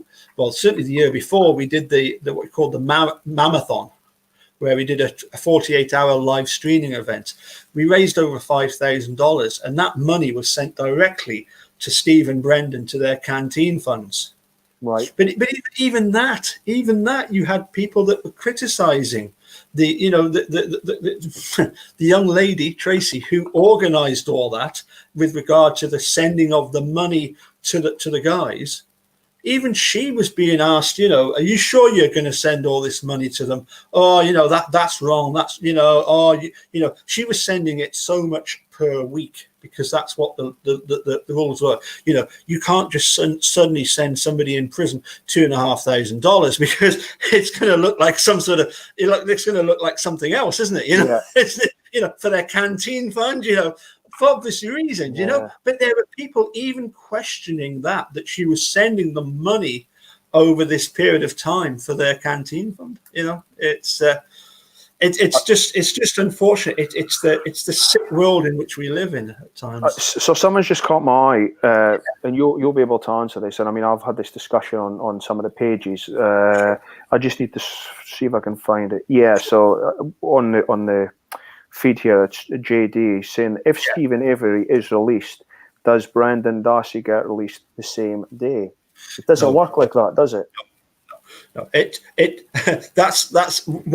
that is the finishing question to every Stephen Laura gig that I've ever been to.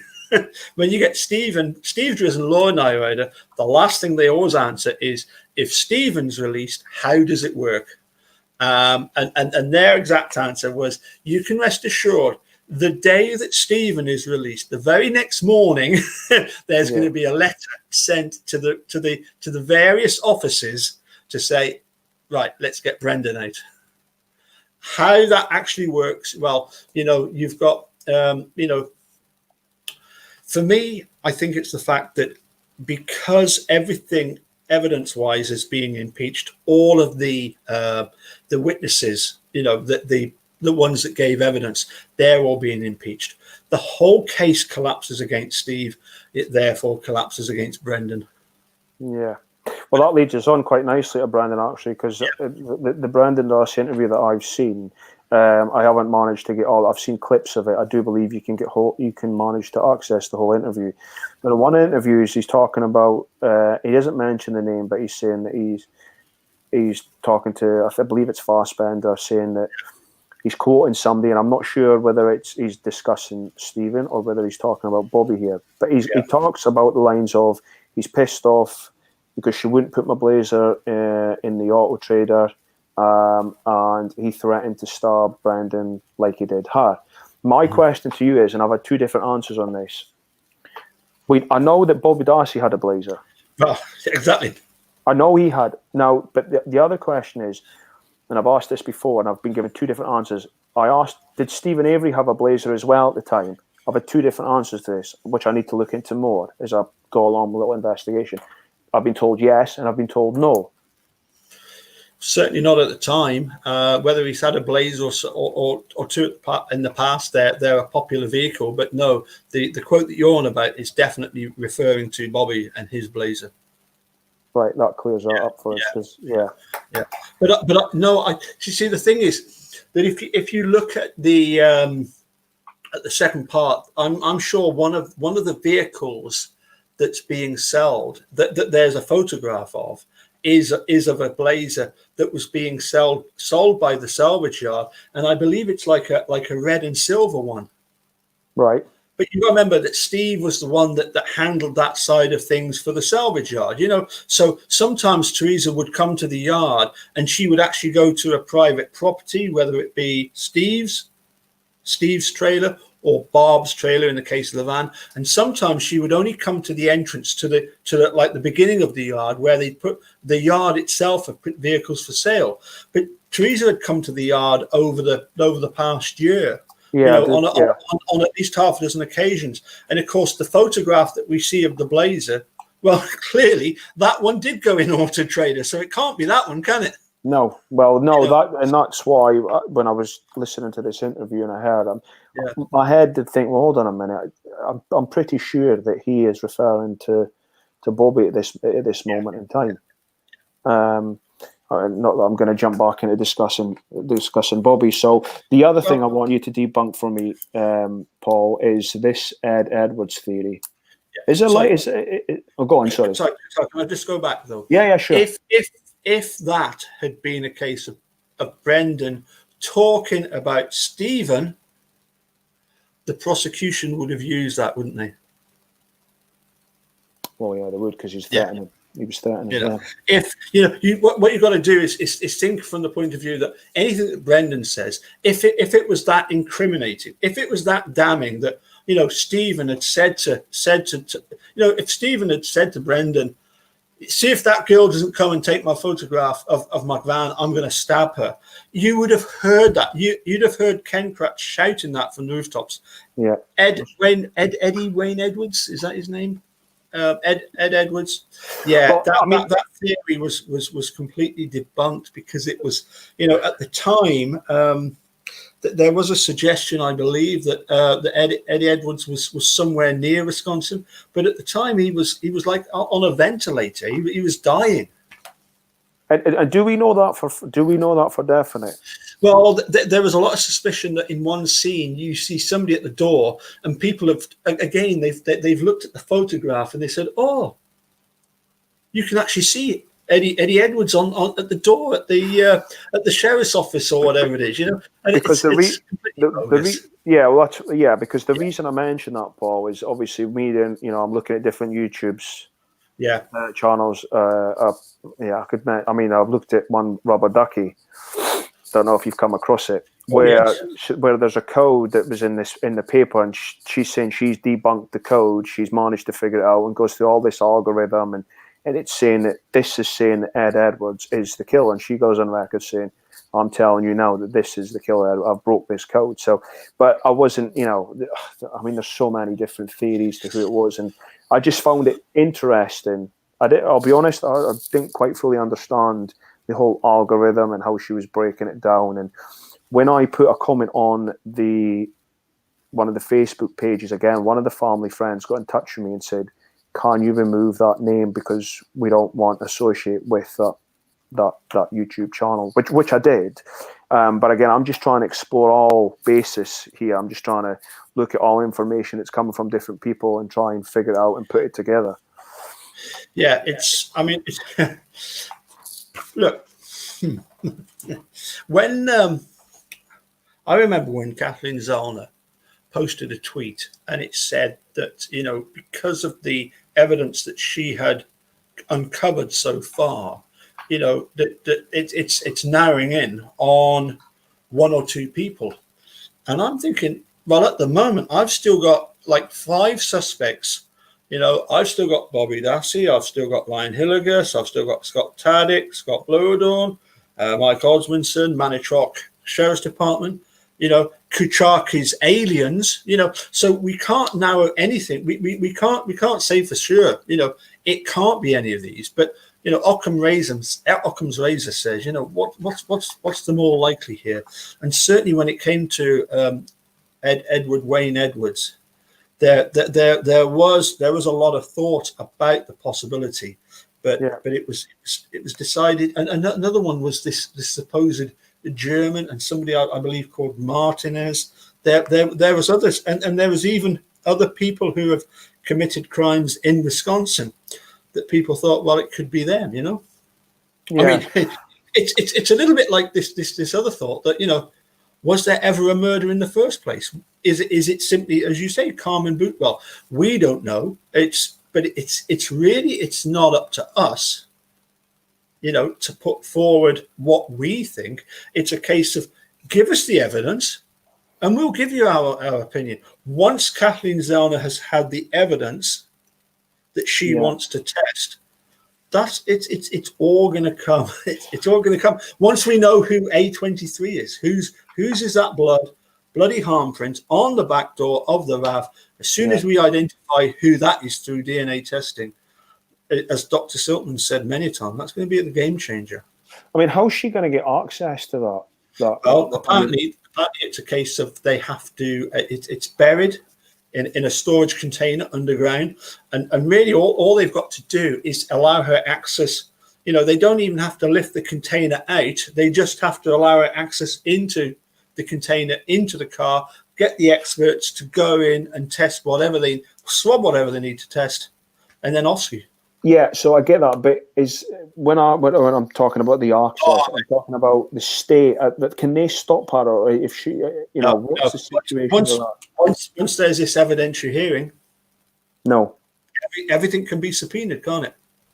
So I'll just, I'm dipping back into the appeal, but your personal thoughts, your personal opinion, the appeal that's in with the Court of Appeal at the minute.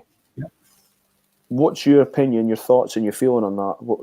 What's the weight very positive on the basis that Paul Riley, so far the judge, has remanded the case twice back to Angela Sukovich, and you get the sense through what she's saying, that through what he's saying, the tone of his remands is such where he is clearly a bit hacked off with this whole scenario. So will they have to, because it's gone back twice? Yeah. I can imagine Zukovic isn't going to change her tone. Is there anything that Kathleen can do? Yeah, at the moment it's gone out. It's gone out of Zukovic's. We're now at the Court of Appeals. The Court of Appeals could decide to order an evidentiary hearing, and it has to be done at circuit court level with Angie. Chances are it could be done with a different judge. Right. Okay. Okay.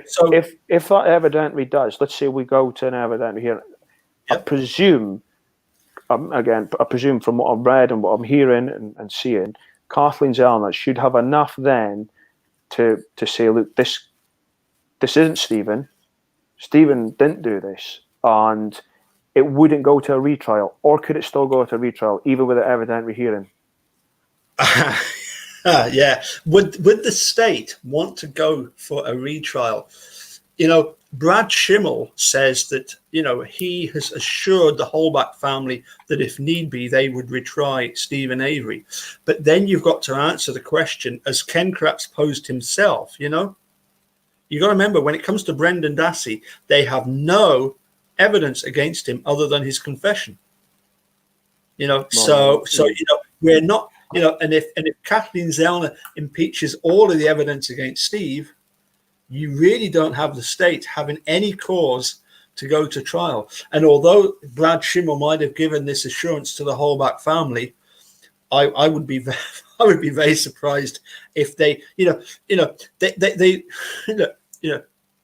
from Edinburgh. They've been down to the borders enough and had enough kick-ins. Do you think they're going to want to come back for another one? Well, yeah, that's very true. Yeah. No, I couldn't. No, and I mean, with that. I mean, I'm interrupting you, but with that evidentiary hearing, I know it's not Kathleen Zellner's job to, I guess, prove who did it. Her job is to prove that why Stephen didn't do it. Yeah. But with that, is there a slight chance that she could end up pointing the finger to saying this is actually who done it? Oh, very much so, yeah. And I mean, the thing is, if what you've got to say then is that it's not actually Kathleen Zellner's job to find out who the real perpetrator is. But if she's got enough evidence, she can present that. But ultimately, surely it's up to law enforcement to then say, well, we got the wrong guy we got the wrong two guys the first time. Now we're gonna go after the real people, and we're gonna find out what's going on. Jeez, there could be a whole load of them in line for being arrested. Yeah. I mean, for various reasons, including military. Just a quick one with the bones. So you were saying that the bones, I know that they've been given back to the Holbach family. Obviously that shouldn't have been done. They would have known very well that they shouldn't have done that. Can Kathleen Zellner get those back to have those tested? To be honest, from what I can gather, there would be no point, because if the bones from the Manitrock gravel pit have been intermingled with the bones that were found in the burn pit, there would be no evidentiary value, because whatever DNA would be now mixed up is what I'm hearing. Now, we don't know whether the bones have been buried or whether they've been cremated again. It seems a bit bizarre that you would cremate them again, but some people have said that this is the norm, that you either bury them, or the norm that you cremate them.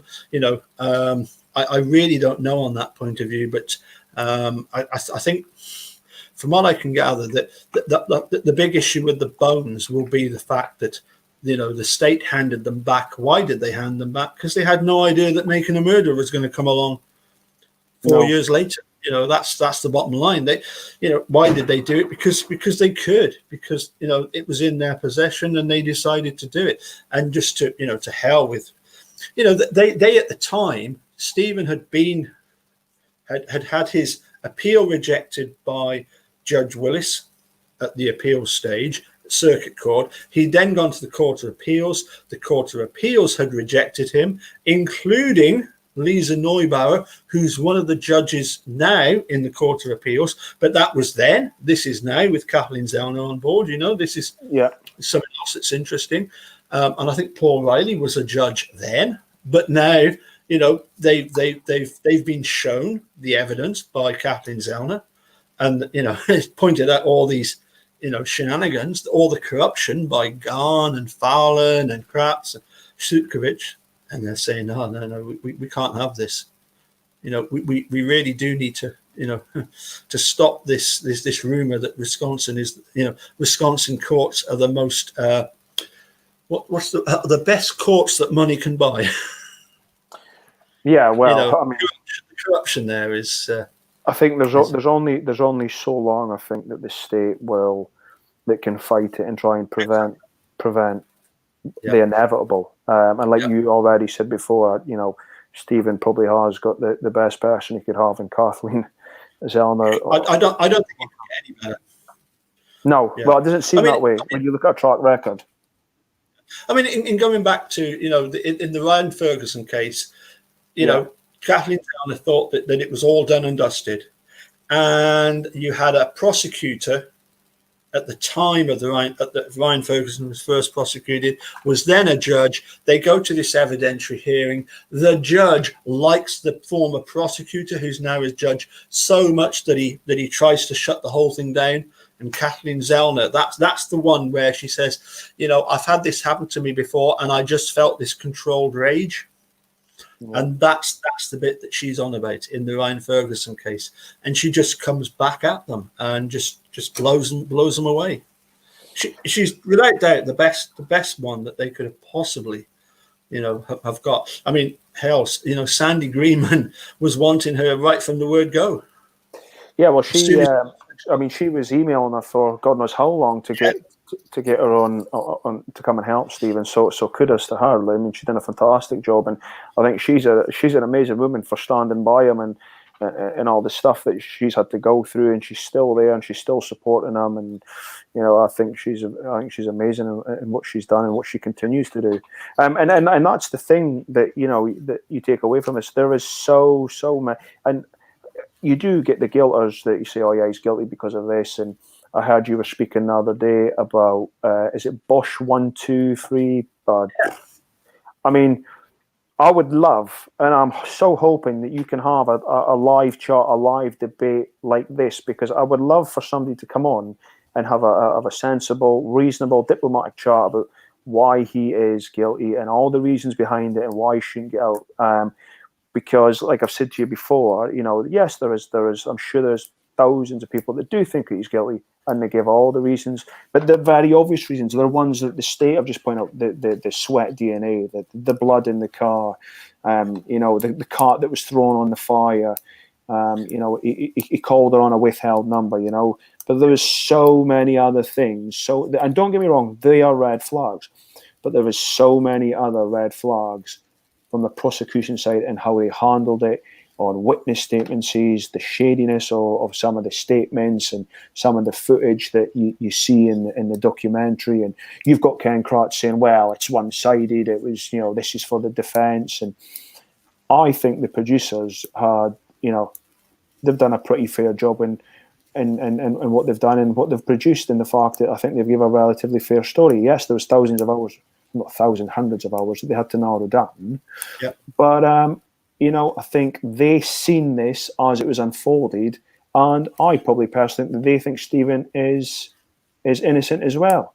I might be wrong, but even when you look away from the documentary and you do look into some of the evidence that wasn't put in there and some of the witness statements, it doesn't really favour the prosecution that much.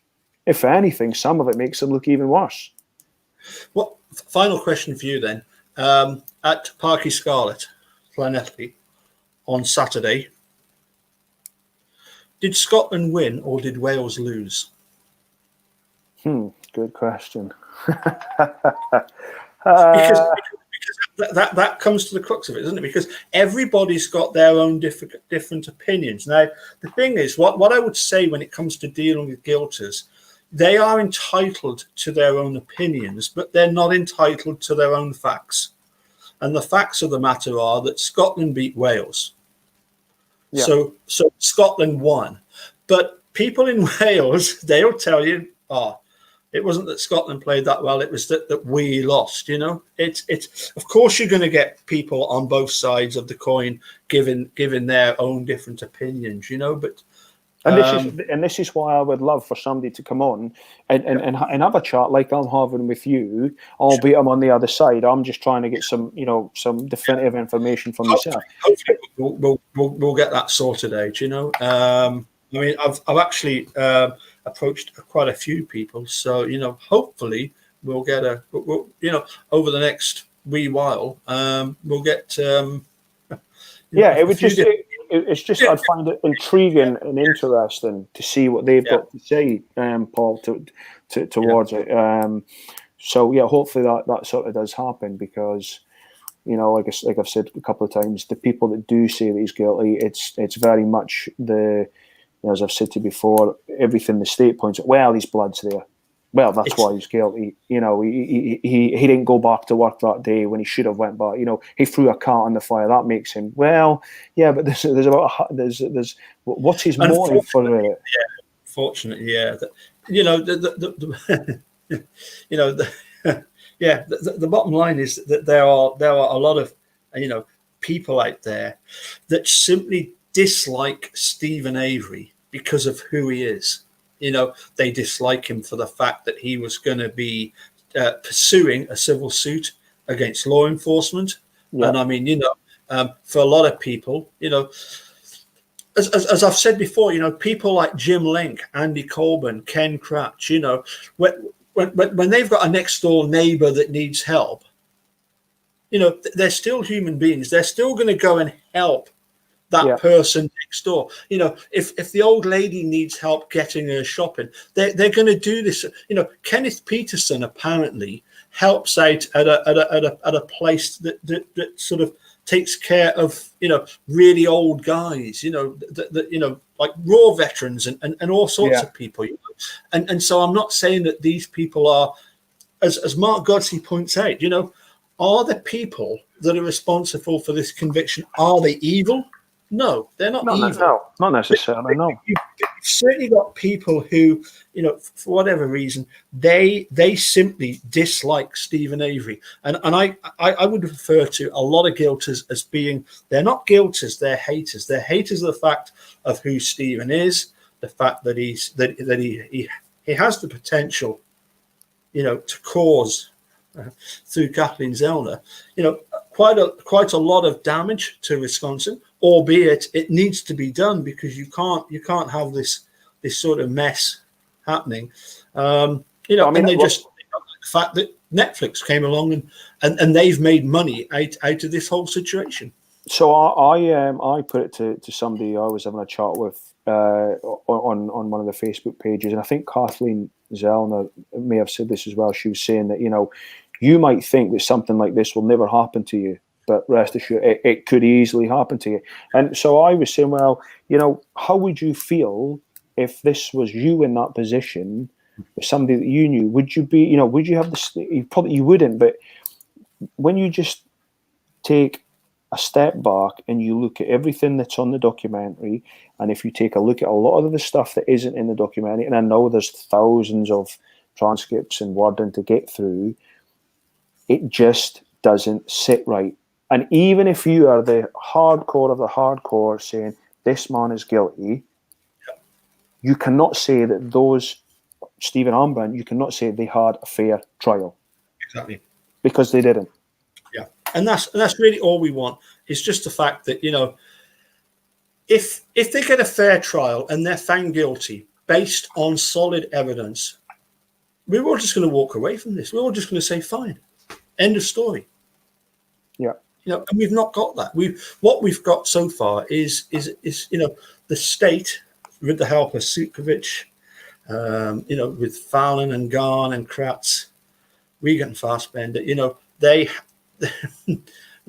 have tried to create this illusion that justice was served when it was so clearly not served.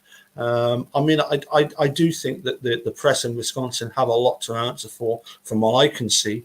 Because you've still got press in Wisconsin that think that he's guilty, but I suspect they only see what they want to see. They've got this tunnel vision. Do you know what? It's nearly 2 hours since we started, and I was just going to quickly just run through and say hi to everybody that's here, because we've you've attracted a whole load of people. You've Jerry's and JD and MZ and what have we got here? We've got Mystic Jinx, Dark Side of the Moon, Sean Maroney, the Wizard, MZ. There was somebody here who I got the impression knew you, Paul Ward. No, there was a name that kept cropping up in the chat here. I can't see. I don't know. I'd have to have a look through. Iced coffees here. Zukma, hi Zukma. I'm just wondering. I don't think my thing went up far enough. I know my daughter's here in the chat telling me various things. Deborah Salmon. What was the guy's name? I don't know. I'm having a look through, but I can't seem to recognise. What? I mean, what? Mr. Somebody else. It's Mr. Somebody. Oh yeah. Well, what I will say, while there is people on here, I appreciate everybody tuning in and listening in. Because if anything, it's creating awareness and it's getting people talking about it. And I think that's something that's really important with this, is that people, you know, like yourself. I mean, I think what you do alongside other people is absolutely tremendous. It really is. The time that you spend, and it's really important that people keep on at this and keep going with it, and we don't let it die away. Because that's exactly what that's exactly what Wisconsinites want to happen, and people like yourself, and there's many others that keep going and keep talking about it. It's keeping it in the limelight, and it's keeping it relevant. Well, Greg, I really appreciate what you're saying. For me, it was just a case of once at the end of Series 1, you hear Brendan say, "People in the world, help me if you can." And it was just the dude himself that got me started. I thought I might do a video. I told him I think I might do a video. He said that'd be really good. Do a video. Yeah. And then he said, I said, well, I think I did a second one, and I said that's going to be it. And he said, oh no, keep going. So yeah, it's it's one of these things whereby when Steve and Brendan are finally released, yes, there's going to be huge relief, but I don't know if excitement is going to be the exact word. It's going to be excitement leading up to it, yes. But you just wonder about the system. Things need to change. Yeah. There needs to be a much more checks and balances and accountability, as Mark Bodden would say. I personally think that, the day that Stephen and Brendan do walk out, I think it would just be like everybody would just take one big deep breath and say, thank God for that. Rather than, like everybody just, because this has been such a long thing. There is light. I think personally there is light at the end of the tunnel. And I think when that day comes, it will just be a case of, thank God that's over. Absolutely. Yeah. And as I've said before, it would be, that's the main, is to get, Stephen walks out, Brendan walks out. But I really, and I mean this, I really do hope, Paul, that it's not just a case of Stephen walks out, Brendan walks out, and that's it. That's the end of it. I really hope that these people who've, at every opportunity, tried to deviate the system, have lied, have tried to send it different ways. I hope those people are held to accountable. And it tells a story as well. After the first, when the first Make a Murder came out, the people that were involved in the first one that didn't want to participate in the second one, that all of a sudden retired from their duty. Tells a bit of a story. Yeah. So I'm just to wrap things up, because we've been on here for a while. Just pretty simple questions. I think we've already answered the first one, but we've already said, do we think Stephen will get free? I think at some stage that is going to happen. We've got the best person. The other thing I will say is, from your personal point, do you actually think that the real culprits will be found and held accountable for this, alongside the law enforcement that have tried to deviate from the actual truth? I think there's too much now evidence of You know, when you look at something as simple and as straightforward as Garn and Fallon getting together, handing back the bones, I think there is far too much evidence against them. I think, yes, the truth will come out. I think that, you know, that there's going to be there's possibly going to be people trying to throw other people under this very large bus. But yeah, I listen. I'm going to be optimistic and say that I hope that, yes, that we finally get to know the truth of what happened. But you know, as long as Stephen Brendan out, and as long as there's some sort of huge investigation into how this all happened, and it's not just a fudge, that it's a proper an inquiry. You know, almost like dare I say it, like as in South Africa, a truth and reconciliation type exercise. Yeah. You know, whereby you actually address what was going on, and people maybe, yes, they can come forward with a certain protections and tell what they know. That might be the way forward on this one. Yeah, well, look, I agree with you on that, and I certainly hope that we do get to the bottom of this. It will be really interesting to see what the Court of Appeal come back with. I know a lot of people have been saying, when's it going to be a reply? The different answers have been coming back. Recently I think somebody said sometime around Christmas. Yeah, it could be any time now. But there's no actual time limit on it. No. There's no restriction on the Court of Appeals. They can take as long as they want, and they do need to take. They need to take their time in finding out, and investigating all that's being presented by Zellner. They need to check everything that she cites. They need to check everything that the state says. These things take time. But yeah, nobody better than KZ to be looking at these stuff. No, I think you're right. And look, I'll just say appreciate your time this evening, Paul. I know you're busy with other things. It's been certainly a learning curve. A few questions that were sort of pondering, or I was wondering about, have been answered. I think what I'm probably going to do, I was just speaking to my partner, is I'm going to probably press the reset button. So I'm going to take a few weeks off of looking at anything to do with this. Yeah, I mean, I've got my little notes already written up that I keep and look at, because I just find it. I know there's people that aren't really bothered. I've watched it; doesn't bother them, but I've just found it so intriguing and so interesting, and how this has happened, and how people can get away with it. So I'm going to have a little break from it. Obviously, I'll keep watching. I'll keep tuning into your videos. I mean, anybody that's watching, make sure that you give Paul a like on his channel and subscribe to it. There's some good content on it. But yeah, I mean, I do appreciate the time to have this chat, and maybe in the new year I'll come back and have another discussion with you. And certainly when COVID all dies down, I'll have to make sure I introduce myself and come and have a beer with you when I'm back home in Scotland, and we can have a good old chat about the whole thing. And absolutely, we could be in an entirely different place. We could be out of COVID, and Kathleen Zellner may have Stephen out, and she may have found the culprits. And what a happy ending that would be to getting rid of COVID and solving this case. That would be brilliant. Yeah, but yeah, I mean, I'll make a point in that. You're not far from Hawick. I'm often up to visit family. Obviously, with the restrictions, I'm not anytime soon.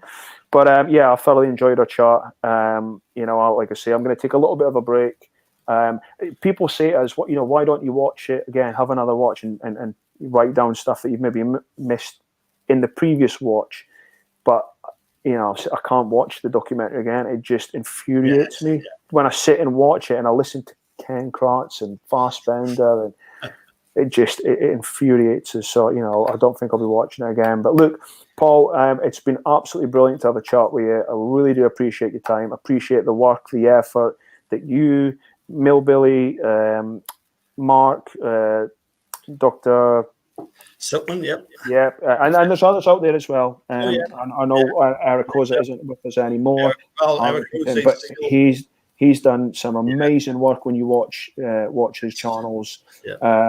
So yeah, it's been fun. It's been certainly educational tonight. So obviously everybody that's tuned in and been listening, obviously appreciate it. And yeah, we'll obviously be keep in touch, watch your YouTube videos, Paul. But yeah, we'll make a point of catching up maybe in a couple of months, see where we're at, and at some stage in this lifetime, I'll certainly come and introduce myself, and we'll have a wee drum, as they say, and have a good old chat, mate. Well, have a good Christmas and Hogmanay, and look forward to catch up. Maybe hopefully once we've got a bit of news as regards, as you say, COVID and Captain's Honour. Well, thank you, Greg, for coming and joining us. It's been it's been great, absolutely brilliant. Thanks very much. Thank you very much, Paul. You're very welcome. Take care, and we'll speak soon. We'll catch you all later. Bye for now. Bye.